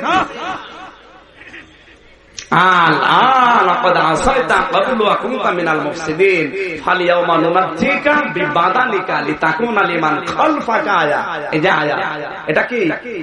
ফেরাউনের যে লাশ, এটা কিন্তু নিদর্শন। কথা বলে না কেন? এখান থেকে আপনি শুধু মিশরে যাবেন, লাশ দেখে চলে আসবেন, নাকি কিছু নেবেন না? আল্লাহ বলেন খালফাকা আয়া, তোর পরবর্তীতে দুনিয়ায় যারা আসবে তাদের জন্য তোকে আমি আয়াত করে রাখলাম। কেন? কারণ অনেক মানুষ আছে তোকে দেখার পরও শিক্ষা নেবে না। এখন সেটা তৈরি হচ্ছে। দেখতে যায়, মিশরে দেখতে যায় ফেরাউনের লাশ, জাদুঘরের ভেতরে দেখে আসে। তো ও যেই কারণে মরেছে, ও সেই কাছে কথা বলে দেখেন। আর আসলের কাজ হচ্ছে এভাবে আয়াত তুলে ধরা, বিভিন্ন ইতিহাস, আল্লাহর বিভিন্ন সৃষ্টি জগৎ নিয়ে গবেষণা করে তথ্যগুলো দুনিয়ার মানুষকে হাতে তুলে দেওয়া। এজন্য কোরআনে কারীম হচ্ছে গবেষণার বিষয়। তথ্য উপাত্তগুলো আপনি গবেষণা করে মানুষের কাছে তুলে দেবেন। এরকম এখন নবীর বন্ধু হওয়ার জন্য, রাসূলের বন্ধু হওয়ার জন্য যে শর্ত আমরা অনেকেই মানতে পারছি না, খালি কোরআন পড়ে। এতলু আলাইহিম আয়াতিহি, আল্লাহর আয়াতগুলো এভাবে পড়ো, ইতিহাস পড়ো, আয়াতের মর্মার্থ পড়ো। বাস্তবতায় কি দরকার আয়াত থেকে? কম্পিউটার তৈরি করবে আয়াত থেকে, অ্যাটম বম তৈরি হবে আয়াত থেকে। কথা বলছে না? ফেসবুক তৈরি হয়েছে কোরআনের আয়াত থেকে, ব্রেকিং নিউজ তৈরি হয়েছে কোরআনের আয়াত থেকে, মায়ের পেটের ভ্রণ তৈরি হয়েছে কোরআনের আয়াত থেকে। এগুলো নেই, শুধু পড়ে দাও না, খালি পড়লে সওয়াব হয়, পড়লে সওয়াব হয়, পড়ে। ওই জন্য শুধু আল্লাহ কোরআন দেয়নি। নবীর বন্ধু হতে হলে আপনাকে কোরআন তিলাওয়াত করা লাগবে। এইভাবে আমি যেভাবে বলছি, আমার মনে হয় কথা বোঝা যাচ্ছে না। আয়াত তেলাওয়াত করে আপনার বন্ধু যারা হবে তারা মানুষকে শোনাবে। আর যেভাবে শোনাতে গেলেই রাসূলের যেমন শত্রু ছিল, আমাদেরও শত্রু হয়ে যাবে। আর যদি শুধু শুরু করে পড়তাম, আমরা কি হুজুর গো, পবিত্র করা লাগবে কোরআন দিয়ে। এখন পবিত্র কিভাবে করা লাগে, কিভাবে করেছিল, আমার মনে হয় কথা বলার ঠিক হচ্ছে না। 2 ঘন্টা হয়ে গেছে, থাক, তো পারা দরকার। শরীর থেকে না, এত কষ্ট, জার্নিতে খুব কষ্ট। 12-13 ঘন্টা একাধারে গাড়িতে বসে থাকা যাইতে পারে। এরপরে এসে খাবার খেয়ে তুলে 1-1.5 ঘন্টা যদি একটু ঘুমাতে পারতেন। গরু দিয়ে আপনি চাষ করবেন, গরু যদি মরে, আমি মরে গেলে ভালো হবে? কিছু কিতাব লিখেছিলাম, তার ভেতরে একটা কিতাব আজকে এসেছে, কোন আমলে কোন জান্নাত, কোন আমলে কোন জাহান্নাম। যারা শিক্ষিত মানুষ তারা নিয়ে যাবেন, কাজে লাগবে। কোন আমল করলে আপনি কোন জান্নাত পাবেন, কোন আমল করলে কোন জাহান্নামে যাবেন, মোনাজাতের পরে নেবেন, এখন না। রাসূলের বন্ধু হওয়ার শর্ত বলছিলাম কয়টা? ব্যাখ্যার দিকে না, আমি শুধু থিওরি গুলো বলে চলে যাচ্ছি। 3 নম্বরে কিতাব, কিতাবের শিক্ষা ব্যবস্থা জারি করা লাগবে। এটা ফেরেশতারা করবে নাকি? আপনি রাসূলের বন্ধুত্বের দাবি করছেন কিন্তু কিতাবের শিক্ষা নেই। হিকমতের সহিত কাজ করা লাগবে। এরপরে আল্লাহ বলেন তোমাদের বন্ধু হবে যারা ঈমানদার, আর ঈমানদারদেরকে বন্ধু হিসাবে পেতে হলে 3টা কাজ করা লাগবে। নামাজ কায়েম করা লাগবে, যাকাত দেওয়া লাগবে, আর রুকুকারীদের সাথে রুকু করা লাগবে, তার মানে জামাতবদ্ধ হয়ে নামাজ আদায় করা লাগবে। আল্লাহ তুমি এই 3টা আর 4-8টা বিষয় অনুধাবন করে মানার তৌফিক দাও, আমিন। বারাকাল্লাহু লানা ওয়া লাকুম।